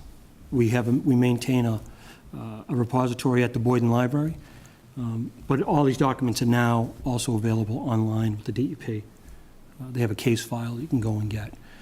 All the information that we have is in the public domain. As we've gone through the last 5 years, we've submitted a semi-annual report, so there are about 10 of those reports. But to take the entire picture of the reservoir and where we stand, I would suggest that it's appropriate to wait until, again, on or around May 1st, when we expect the document to be issued. I'll go back to the committee, see when they want to come. Sure. But if you guys are open to it, I think it's a good idea to have them come speak to. Yes, to the chair. I heard your question a little differently. The NRC, I used to be on the representative, and I think then it was John Gray. Yep. Then it was you. They have concerns. They've been working on this. They have funds. They've been pulling up the weeds. They know where the hot spots are. So hearing your perspective, hearing their perspective, I think is good from the board too. Maybe they're tickled pink with all this, or maybe they're angry. I don't know. But I would like to hear the NRRC over the years that if this is coming to a close, in my involvement back then, they were talking about dredging it and quarantining and putting up no fish signs. If there are still issues out there, which maybe I'm not going to hear from you because you're on that side of the table, I think it would be helpful to invite the NRC to hear it firsthand where they are with all this. They may be fine, but I think that information to get a balanced perspective might help this board. Which is not you, but it's, I guess if you could reach out to the NRC. Oh, absolutely. Why don't you reach out to the committee and then just let us know when they want to come in? Yep. Okay, we'll do it that way. Sounds great. All right. The question would be, who would we have as a resource for that meeting, though? I think they have a chair, they have, they're set up as a formal group. They're a committee. So they would just be reporting back to the board just to let you know? Yeah. Just give us an update of how they see Their point of things. view. You're not asking for them to... At our meeting, not this last meeting, unfortunately, I couldn't go to that one. But the meeting before was the first time I think we'd heard about this proposal. And there were some concerns, and I think it's better expressed by them who've some of them have been on it since, the committee since day one. Understood. Than me, who would butcher it up. So, yeah, I'll reach out to them and let, there's any through you concerns. guys know when the next time they can come Thank and you. speak to us. Thank you, Paul. Okay, thank you, Paul. Thanks, Paul. Good night. Yeah, you too. So, Chairman, can I make us a recommendation here? I know that Randy's going to do the budget, but we have an item that Jack is here for, just to do the Courier policy. I don't know how long it's going to, it shouldn't take that long. I mean, it's a relatively simple modification, right? So if you wouldn't mind, Randy, it's up to you, Mr. Chairman, your call. Jack, no, we can do that. So Jack? you wanna just- Sure. So you should have in your board docs 2 versions of the Corey policy. One, we put in there with the red lines for you to see where the actual changes have occurred. We were notified recently, although you have adopted this Corey policy, it was one of the first things you adopted, we were notified that there were some changes to the state law and to some of the requirements of the Corey policy. So Personnel Board asked Jack to come in and present the policy and the recommended changes. We had 2-3 meetings of discussion, Jack, regarding the changes.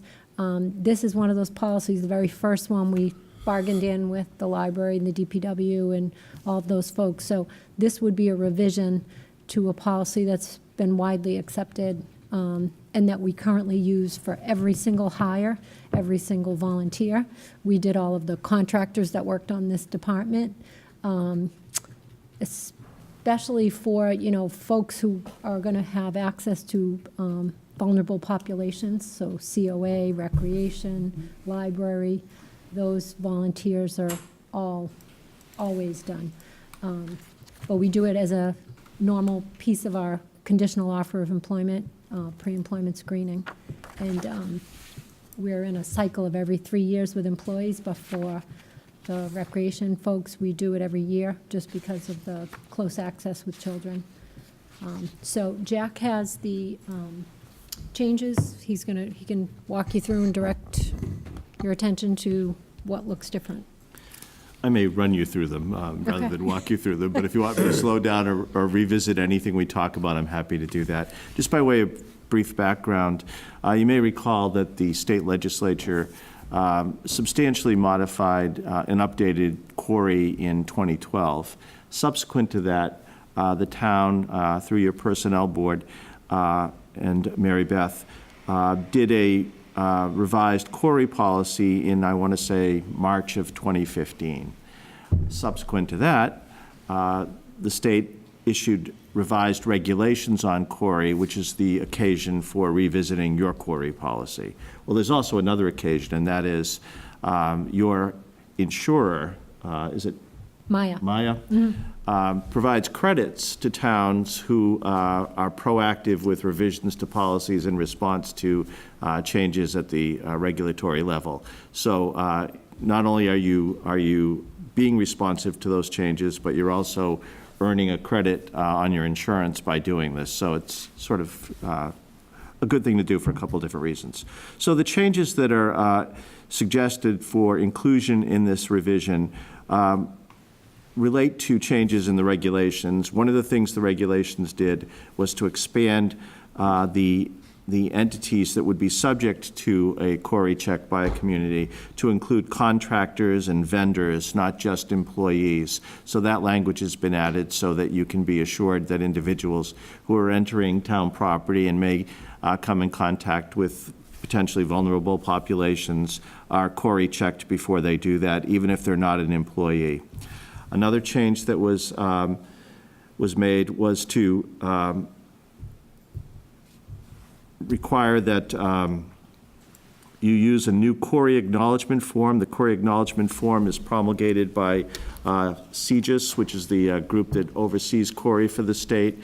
So even though you had a Corey acknowledgement form, it changes from time to time, and rather than potentially use an outdated form, this requires that they go to that site and use the state-approved and state-published form.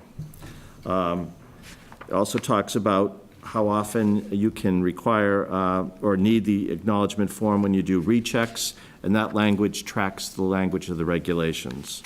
And then if you jump ahead a few pages, you'll see that there's language about how you verify a query subject's identity. Again, there were some changes in the regulations on that, and this language is consistent with the new regulations. And that's really about it for substantive changes. I'm happy to address any questions the board may have about that. Is this Corey policy townwide, so the schools are using the same one? The school has their own policy that they use in addition to like their fingerprinting and all of that. 'Cause How does this compare to what the school is using? They have to search for different requirements than what we do because of the nature of their work. they get a deeper level of research when they do a query. I have, for HR, I have one of the highest that, because I've been doing it for many years, even in another community, but they get even more information because of the school, the School content. absolute direct access to children. So the school department has their own stricter they use a very similar policy to this, but their actual fingerprinting and the information that they get back when they submit a query is deeper than what we get. How are you tracking the 3-year anniversary? I know So- that the annual ones are easy because you know you have to do it annually, but how are you tracking the long-term employees that are doing it, having it done every So 3 years? because we bargained it in, we have the start date when we did the whole library, when we did the whole DPW, and then as new employees come on, if we're going to redo it, when we do the 3-year DPW cycle, there may be people who just did it a year ago, but we'll do them again. But that's fine for represented employees. What about non-represented employees? They're all in the same We're on the same database system, spreadsheet. same In database. fact, we've talked to the town clerk because there's a board and committees software, and I've talked to Bob Cutler about asking his vendor if we can get a tab on there for queries so that when someone comes to, get sworn back in or whatever, then we know if they have an updated query or not.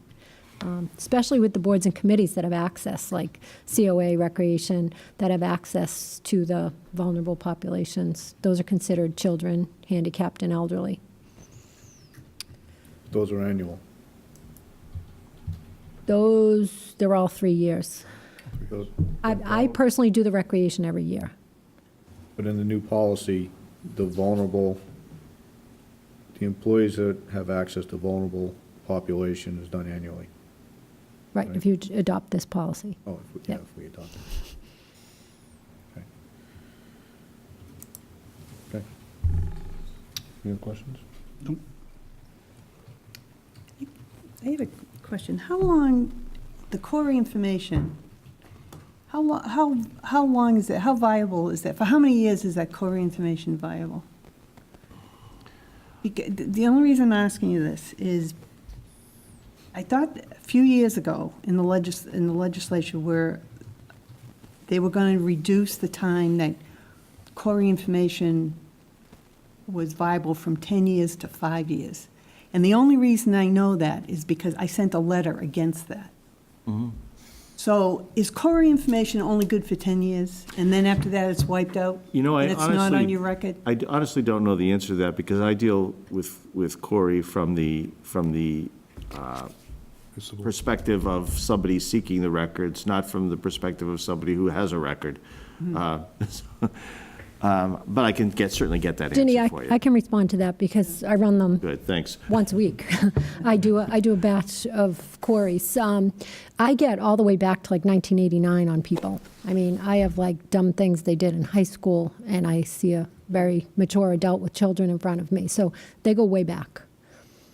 They go way back. So it's not wiped out after 10 years. So what was the legislation they were trying to do, reduce it from 10 years to 5 years? Yeah, I remember that was under, Deval Patrick had some really strict things about not discriminating against someone who might have a criminal record. Right. But what I see when I get a query goes way back. Okay. In fact, when we did the contractors in this building, we had to go we went way back. Move to approve the revised query policy. Second. Motion made, second. Any further discussion? Seeing none. All those in favor? Thank you. Thanks for accommodating me early on your agenda, and thanks to Randy as well. Jack, thank you for all your help on all our policy stuff. I'm going to come on time next time, not early. Thank you. Thanks, Jim. Bye. Thanks, Randy.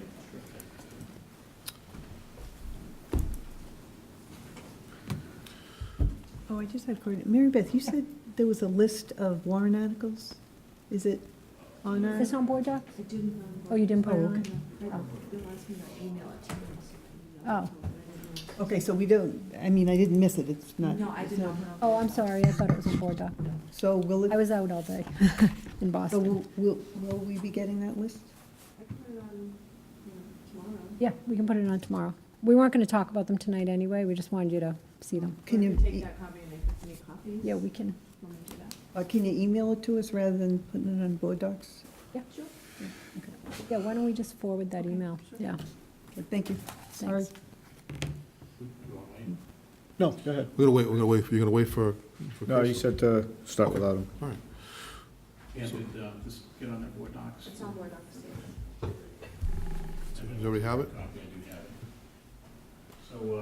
So tonight we're going to talk about the fiscal 2019 preliminary budget proposal. Town manager and I are going to tag team this, and without further ado, we'll get right into it. All right, thank you very much, Randy. So we're at a point now where we're going through the timelines, and just so, we're not asking for the board for any action tonight, this is purely informational. We're at a point now where we just wanted to update you on where things are. As you know, the budget process is sort of a moving target for several months. We go through a process where the department heads prepare their budgets. They submit their budgets to myself and to the AdCom, and then we go through. They present their information to me. Then the AdCom hears it almost within the same week. So what I've done now is to go through all that hearing process. We've gone through with the meetings with the AdCom, and now I'm here to make some preliminary recommendations to the board as to where we are. As you can see, the process starts back in November of 2017 with a joint town and school administration meeting.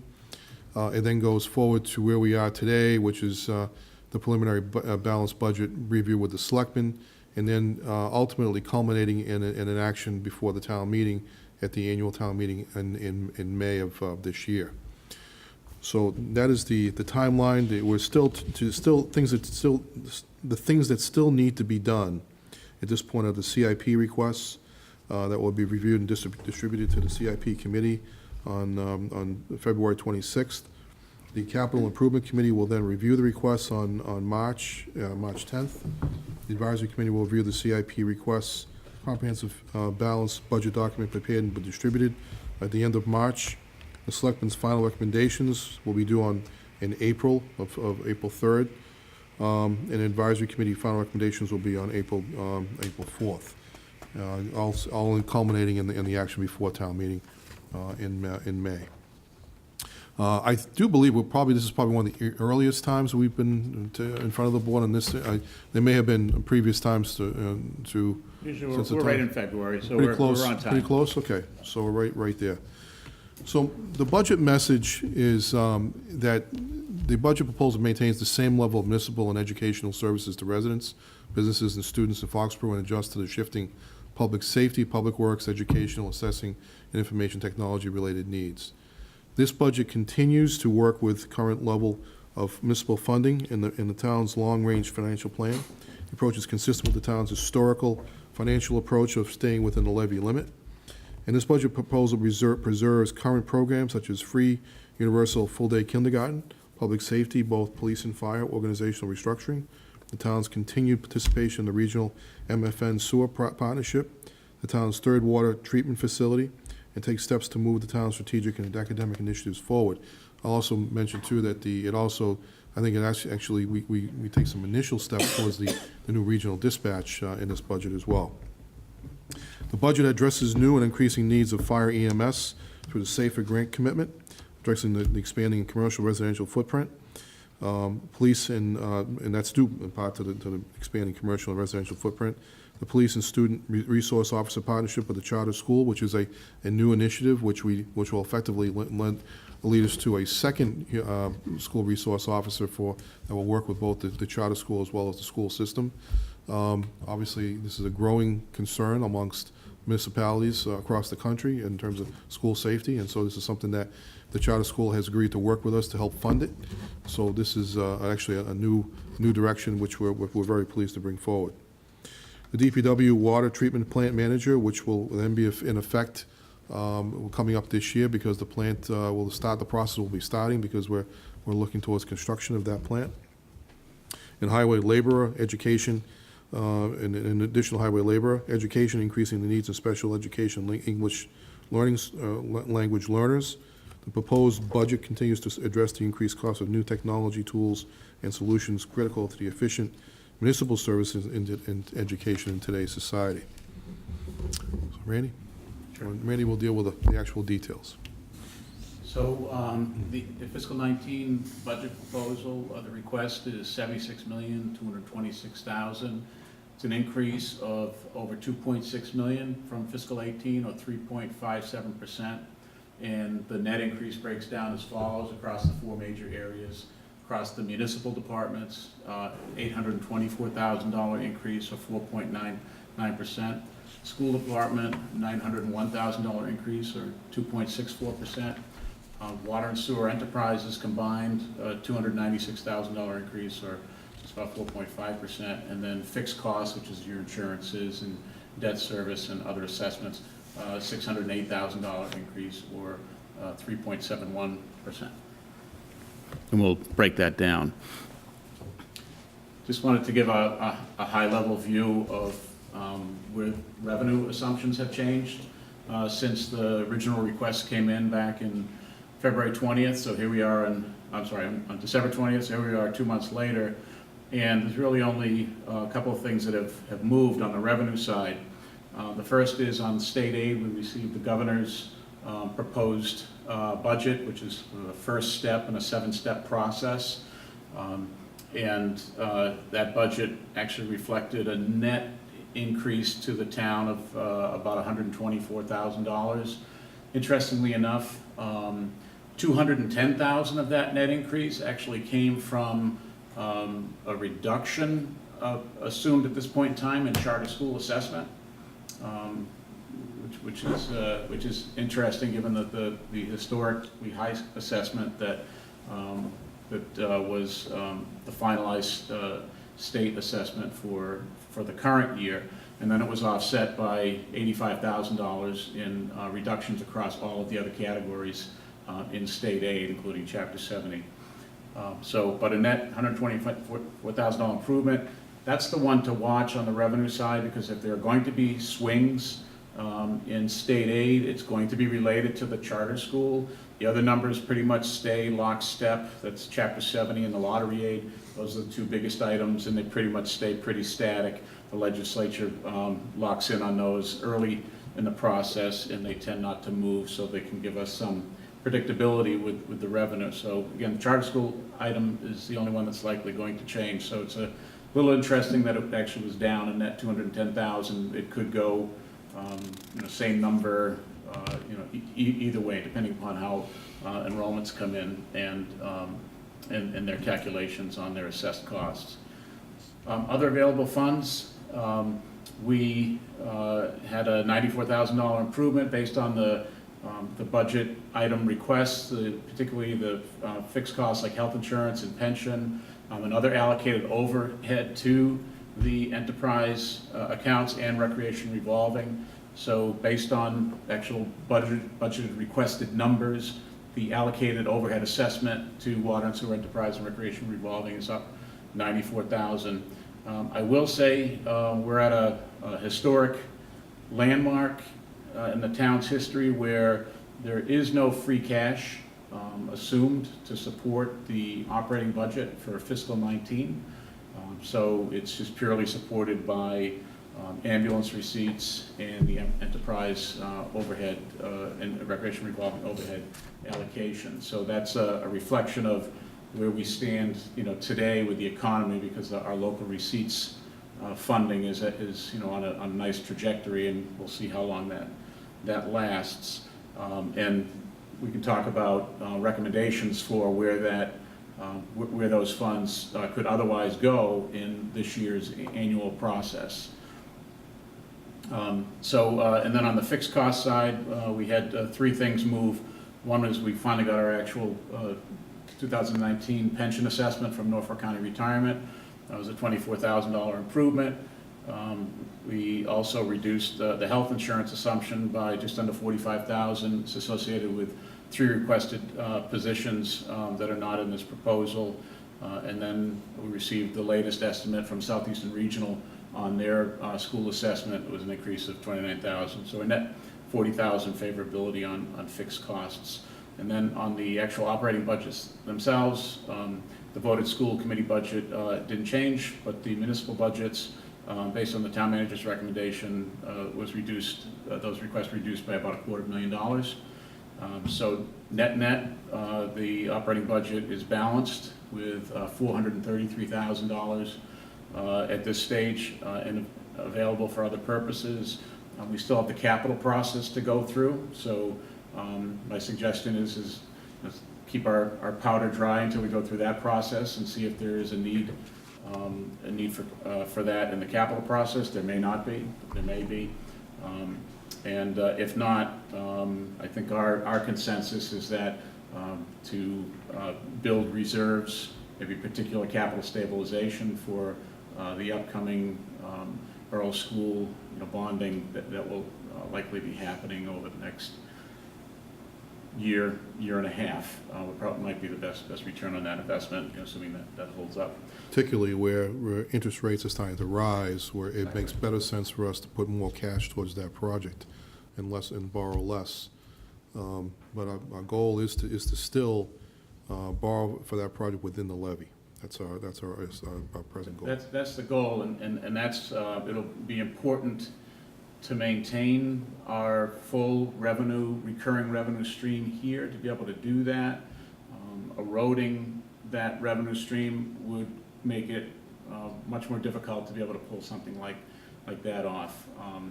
The first year debt service on the borough school, although it's still early on, we wouldn't be going to town meeting until November, looking for the authorization as per the MSBA's process.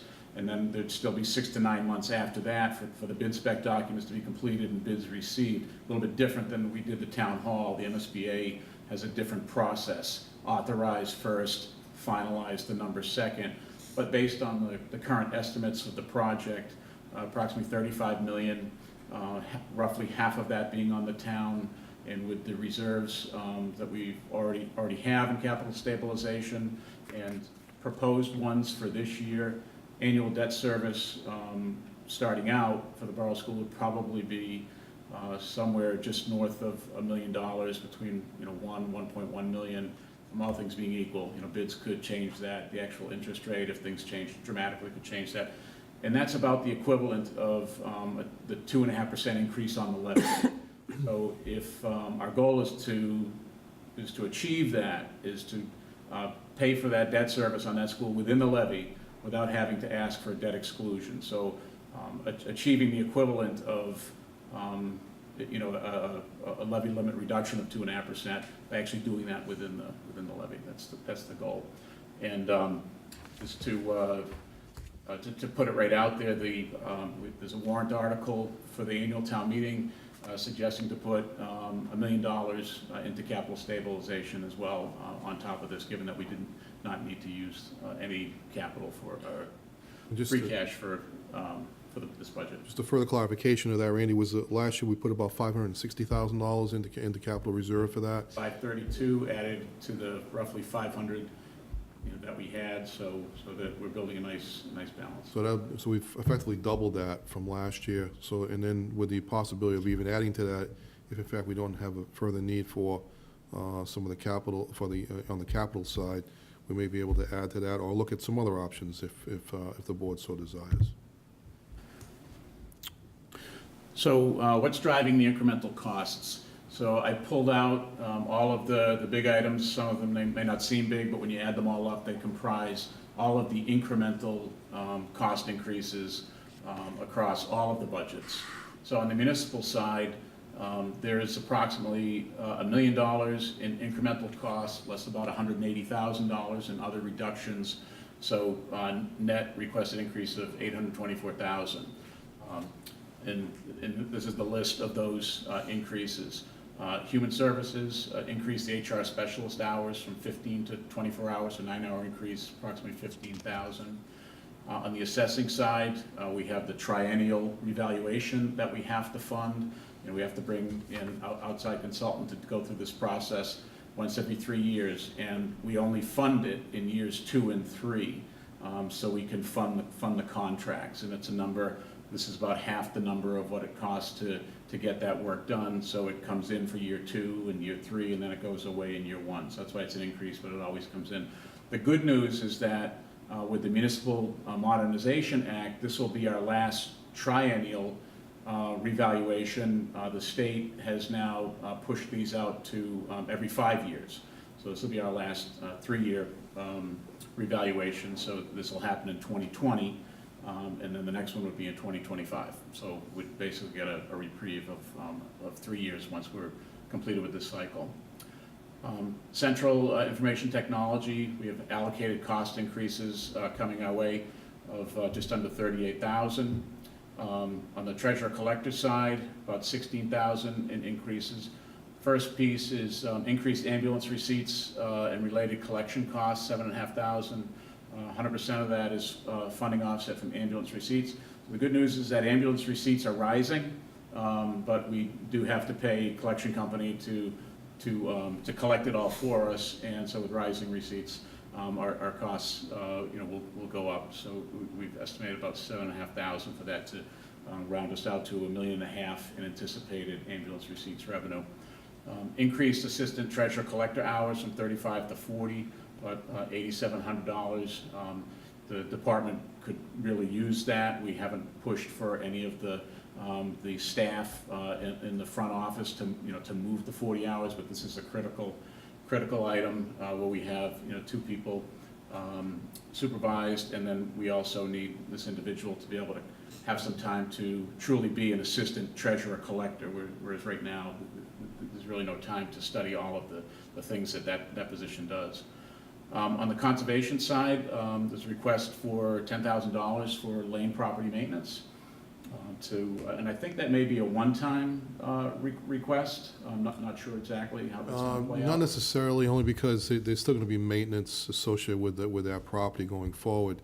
There may be some of that cost is one-time cost in the sense that there are some additional landscaping pieces that they like to do on the property, but I think there is a maintenance component to that. In the central maintenance budget, about a $44,000 increase across 3 items. One is $14,400 increase in the electricity costs. We get an offset from the solar fields for that, where that's reflected is actually in the consolidated electric budgets within this particular department, and those credits actually just started to come in this fiscal year. So we've been estimating, and now we actually have a run rate on what they're coming in at, and it's about $14,000 less in this first time period that we're looking at, a few months than we thought, so we needed to make that adjustment. There's a request for $15,000 for cleaning equipment for the crew to address the buildings, particularly on the municipal side.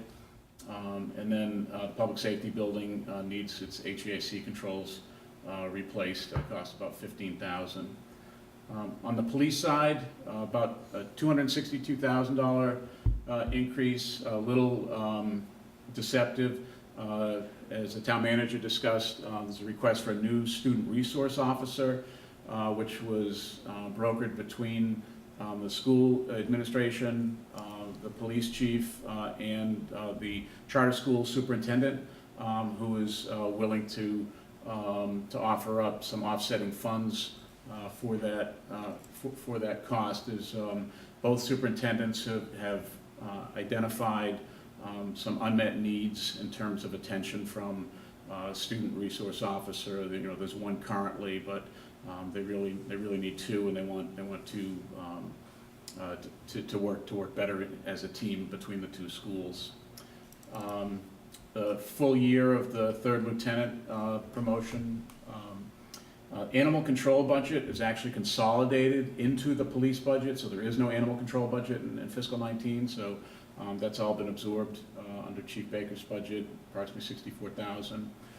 Increased administrative support for one of the positions from 19 to 40 hours, $27.6 thousand. Fully equipped 2 new cruisers, which is the fully equipped is the important part here. Typically, we would acquire 2 new cruisers annually, but not necessarily fully equip them and repurpose with older equipment at cost and a useful life that then runs out, and then basically dual maintenance. And a full year of the event stipend that the board is aware of, $20,000, which again is 100% funding offset. To round out the rest of the municipal departments, fire increase is up $143,000. The big piece of that is a new firefighter under the SAFER grant commitment that the town made to hire 4 firefighters who are on board now. And there are four new firefighters, but 3 of them are covered for fiscal 19 and half of fiscal 20 under this grant. So, we have to cover 1 incremental firefighter under this grant. It costs about $65,000. The chief anticipates 2 possible retirements, so we have a buyback amount in for that. Also increased administrative support hours from 16 to 32 hours, cost of about $26,500. And education pay increases due to coursework that the firefighters have done and have attained, increases the education pay stipends by just under $12,000. Apologize for this one, but the dispatch budget, there were step increases that were omitted in this year's budget. It was a timing issue, and so this budget is actually understated by about $25,000. So the chief is, is working with us to sort that out, and we're confident we'll be able to sort it out. But if not, it was just it was a timing thing. We ran the salary model in December, and step increases were done in January, and I was not aware that they hadn't been done. So inspections, the Viewpoint software, the permitting software maintenance, $8,400 increase to the budget. It's actually higher than that, but we actually still have some offsetting funds for that in the capital account for the first year maintenance. It's actually closer to $20,000. So it's important to point out to the board too, though, that the Viewpoint software is actually an upgrade to the existing software that will be used also in our office for the licensing piece, which is actually out of maintenance now. We no longer can use that to the full extent that we'd like to. There is another permitting software that's used by various departments in the town.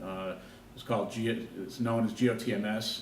It was purchased by Acela. Acela has left the software to die on the vine, and it became very clear in a project that we're doing to commonize all the map and parcel numbers across all the town, and that impacts systems like this permitting software, and trying to work with Acela to get them to upgrade, allow us to upgrade the map and parcel numbers in the system. We realized that they're not giving us any support. Their software isn't being updated, and it would cost us quite a bit of money to work with it. So all those who are using Viewpoint now, using Acela now, have agreed that they're going to switch over to Viewpoint, and we'll actually save about $6,200 in maintenance when that's completed to reduce the net impact of our Viewpoint annual maintenance costs. In Public Works, the DPW director has requested a new highway laborer, costs approximately $42,000. Also requested increased administrator hours from 35 to 40, about $7,500. And capital outlay item replaced the field drag that's used to maintain the fields, which is at end of life, and that's just under 25,000. And we also have unsettled union contracts, which we have a number here, placeholder for all 5 of those contracts, so it's not forgotten. It's actually part of the whole number. So we can plan appropriately. We know it's a bill that we have to pay eventually. It's just a matter of timing and precisely how much, and we've got an estimate here of approximately 291,000. That rounds up all of the municipal increases. On the education department side, about 901,000. It's year 3 of the 4-year full-day kindergarten tuition phase-out plan.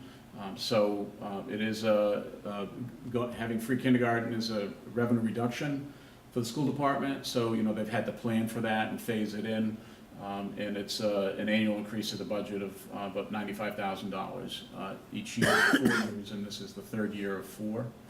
It includes all of negotiated bargaining unit increases, 9 contracts, 503 total employees. On the staffing side, a net 1.6 full-time equivalent increase in this year, post-budget approval, mainly related to IEP requirements, and a 1.7 full-time equivalent net increase in fiscal 19.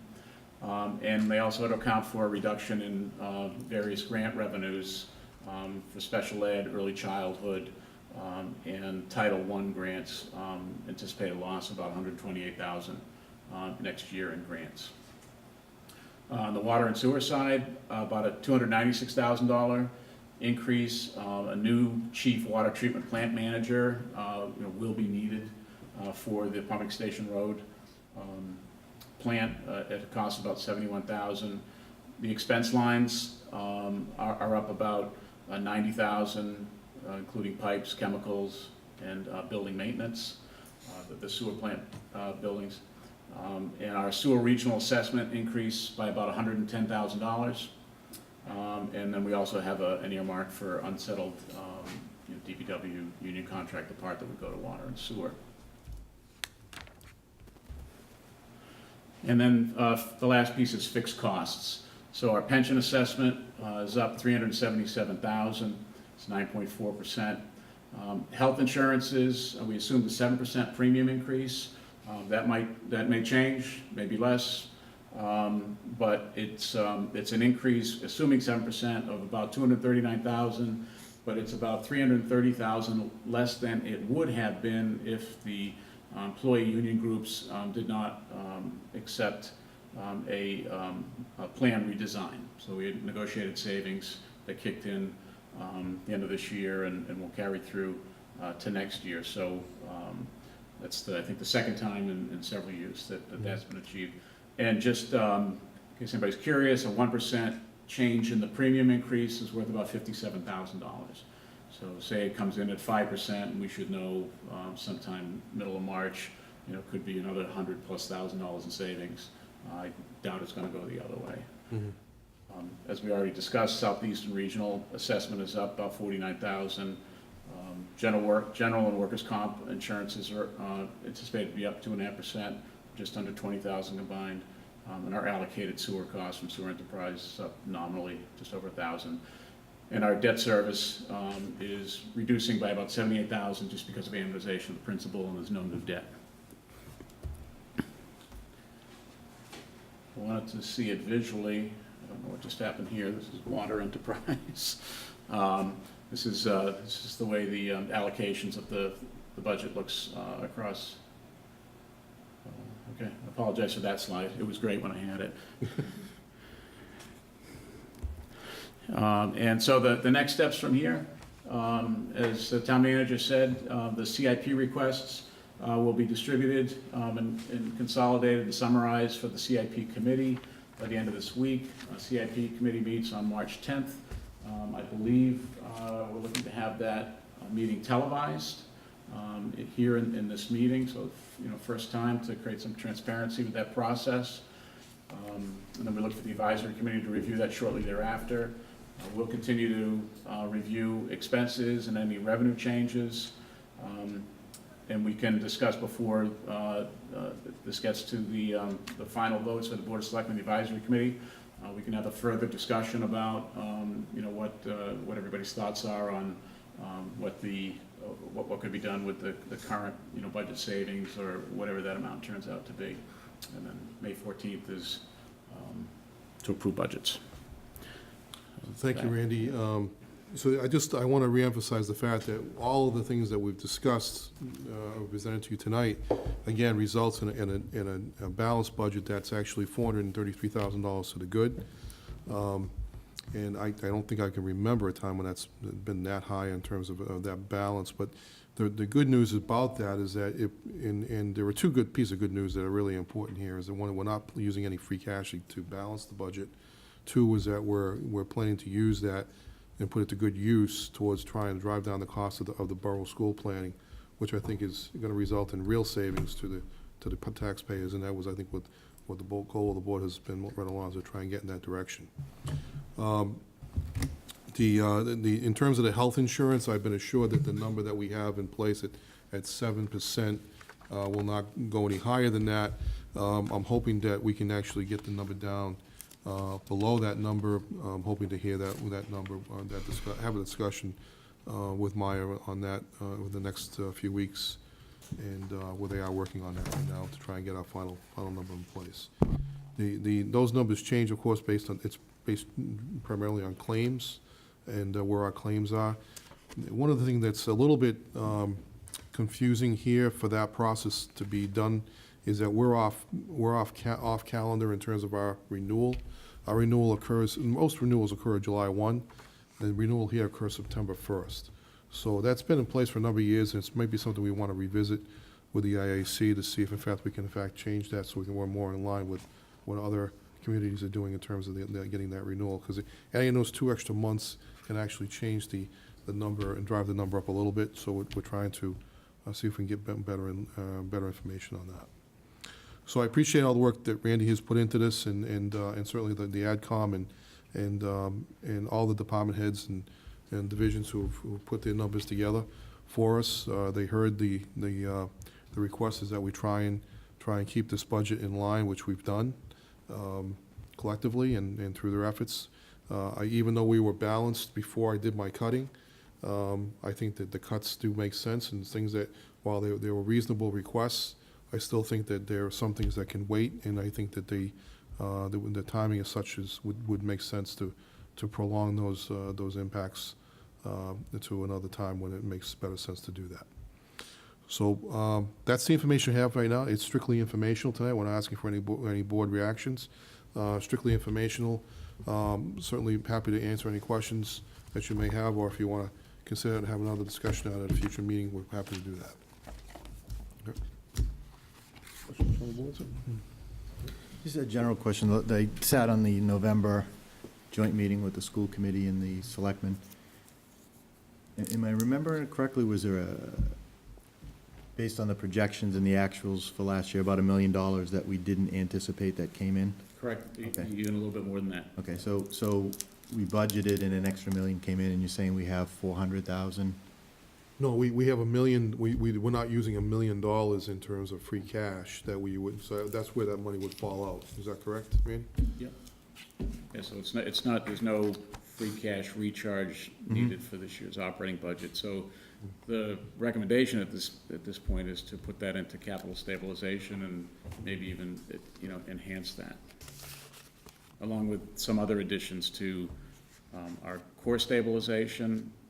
Recommending we add $300,000 to keep us up at that 5% of operating expenses, which is one of our goals, as well as increase $100,000 to our OPEB commitment this year as well, in order to stay on plan with being funded at the annual required contribution. So there's about $1.4 million there, which addresses most of the overachieve. So that the town is sitting pretty good with its free cash position, and I imagine that when we discuss any additions to any of those areas, that the board and the advisory committee is going to want to have a further detailed discussion about, what is our free cash position?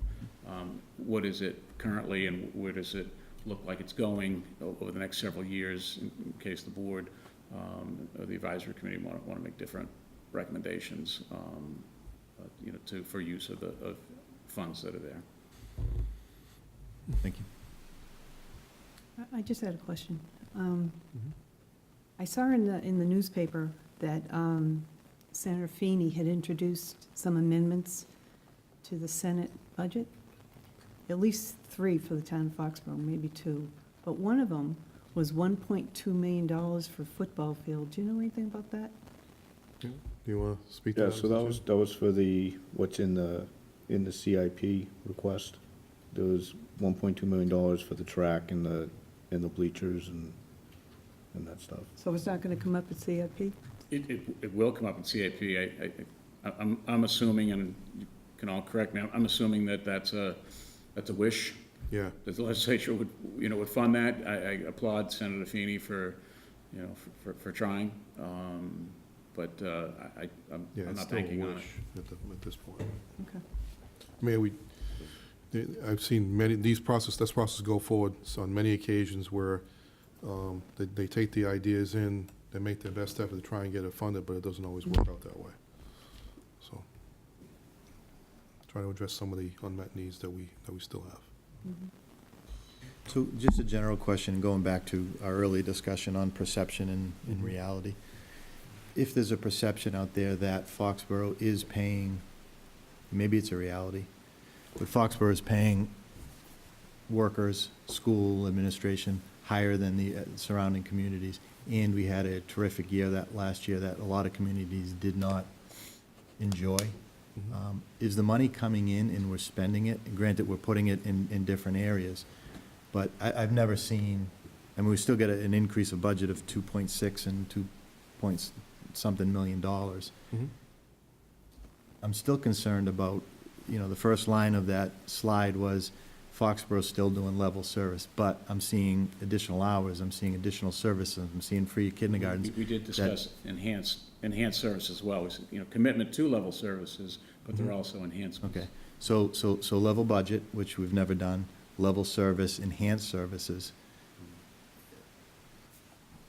Are we just throwing these words out and is the money coming in? What are the cuts? What have people asked for that you've said, no, we can't do because of this reason? It just seems like it's coming in and either getting spent or putting it aside. One of the things I probably should do is detail the cuts that I made, so I'm happy to do that. It would be helpful, because Yeah, that's all I'm fine. hearing is Sure. increases. Understand. And It's at a fair some question. point, the interest rate's You want to see what the going up. cuts I made, which amounted to about $250,000, $300,000 in that range. Were those cuts just, Cuts or, I'm sorry, were they cuts or were they saying no to increases? Well, they would say no to increase. In other words, people make requests to increase the budget. so they're not cuts. Well, They're there not cuts. definitely were some definitely- reductions. Yeah.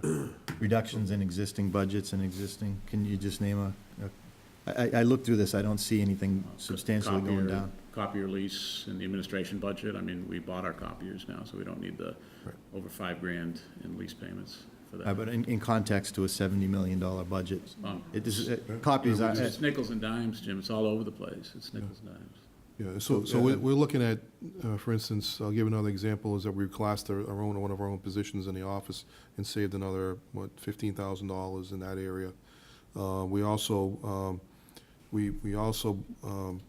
didn't fund one of the additional cruises. That was where they wanted 3 instead of 2, so we cut one of those out in terms of the needs that were identified.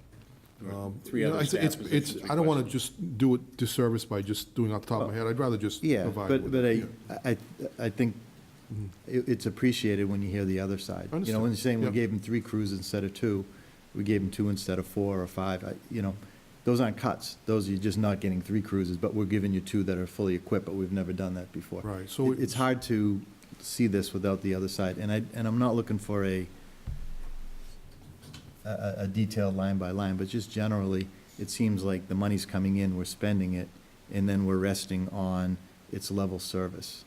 We're not saying level service. I thought the first slide was level service. You have to put the paragraphs together. We're talking about the level services that we're maintaining, and we're talking about the services that we're enhancing. Okay. So there is, I mean, you start out by saying salaries, so we do have a salary strategy now that this town's never had. So we're consistently trying to apply that across the board, which is now aligning ourselves with a systematic and fair compensation plan that goes across all boards and and salaries across the town. That's never been done before. So now we're applying that, and it seems to be working. So we're not seeing the huge shifts in raises every year. We're seeing 2%, 3%, or 4% at the max. So so that's basically where it is. In many cases, there are 2%. So 4% is the max that anyone's gotten? What anybody would get, yes, that's right. Nobody's got more than 4%? No, not from where I sit, yeah. That's not where I sit. No. Thank you. Any other questions? Thank you. Thanks, Randy. Thank you, Randy. Appreciate the information. So. Bill? So just a couple things to report to you. One of the things in my report tonight was, I had mentioned this at the Plain Ridge information. I think, Chris, you had asked at the last meeting whether or not there was any concern before I signed that, and you had asked for information, which I provided to you, and I also provided the notes against that, which everybody had addressed from the various departments. So I don't know if there's any remaining concerns before I sign off on that. I just wanted to understand it before I took that action. Concerns? I'm good, yeah. Any concerns? All right. No. Junie? All right, thank you. Some good news to report. MSBA has approved the Borough School renovation as option.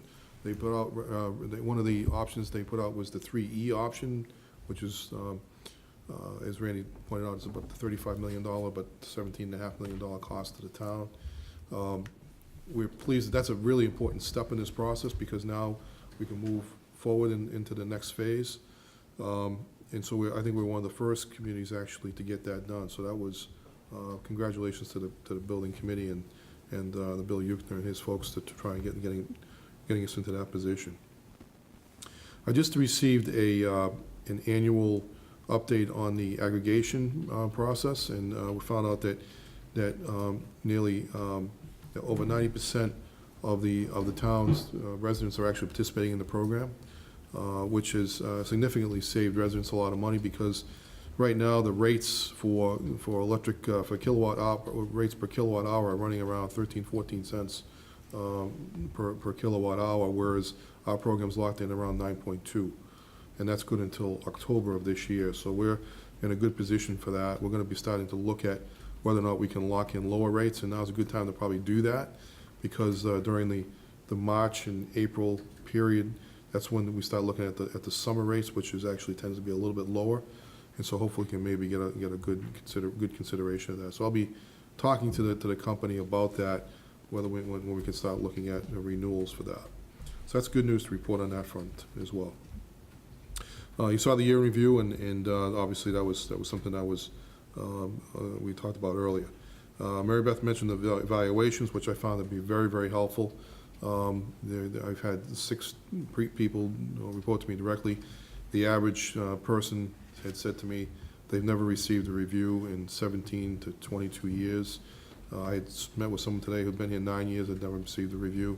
So we're making good progress on that. And employees for I'm using it as a coaching document primarily, because there are certain things that people need assistance on.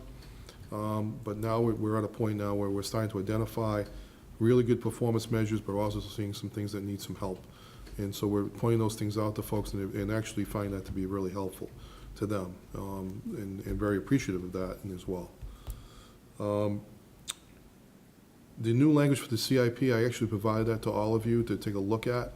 Out of deference to Sean McCarthy, who's been a big advocate of looking at this, he'd hope that we would just provide it to you all, and we'll have a conversation of it at the next meeting. So we'll put that on the agenda for discussion for the next meeting. And then the town reports were all due this week. I know that some folks are still working on them, but by and large, a lot of the reports are in, and we'll be putting that together over the next few weeks, having that ready for the annual town meeting. Those were my items. Anybody have any further questions or anything? Just had That's it, yeah. the recurring question. Yeah. When is the restaurant going to open up at the old VFW? That's a very good question. We, that's a question none of us can answer, and we did, I know that Pam has been hoping that, I know that he's been working on the process and on the licensing piece, but he has not submitted all his paperwork yet, so he was hoping to be open by April 1st. He came in to pick up his certified butters list last He did. week, but Okay. he didn't have cash. He wanted to use a credit card, and Then you can't do that. they don't take credit And cards. so they're working on that, he's working on that piece right now. So we've made him fully aware of all the fees that are required in order to apply for the license. He's getting down to crunch time in terms of his budget, and so he's getting a little tight, I think, in terms of his process, but we made it abundantly clear that this is the process that we have in place. Do they have C of O with the building? They have not received final CO yet, no. So they're close, though, they're very close to receiving that. There's just, I think, a few electrical things that need to be done, maybe a few plumbing things, but other than that, I think they're very close. You know, it's been so long, I forget. Did we give him a liquor license? Yeah. He was granted a liquor license, but then he didn't renew it. So So that liquor license is out there. That's right. It actually he is out realize there. that? He's aware of that. So, He has to go through the whole process over again with that, right? that's right. So that's And the how reason why many he's liquor getting. licenses for the downtown area are We left? still have a few left. So it's not the only one. Plus, we have the all license, the all-town license that's still out there as well, because that was swapped out for the Mandarin, the Mandarin license. So we're in good shape that way. Question from Mary Beth. You had mentioned earlier, draft of the town meeting warrant. Do we have that on board doc? We're gonna email it to you after Start that this. one. I thought it was on there, but Okay. we were just putting finishing touches on it late tonight, so you'll have it. So you'll have it. It has 29 articles, but as you know, those may fall off. That's all I have, Mr. Chairman. Anybody have anything else? Move to adjourn? Motion made, second, further discussion? Seeing none, all those in favor? Aye. Hi, everyone.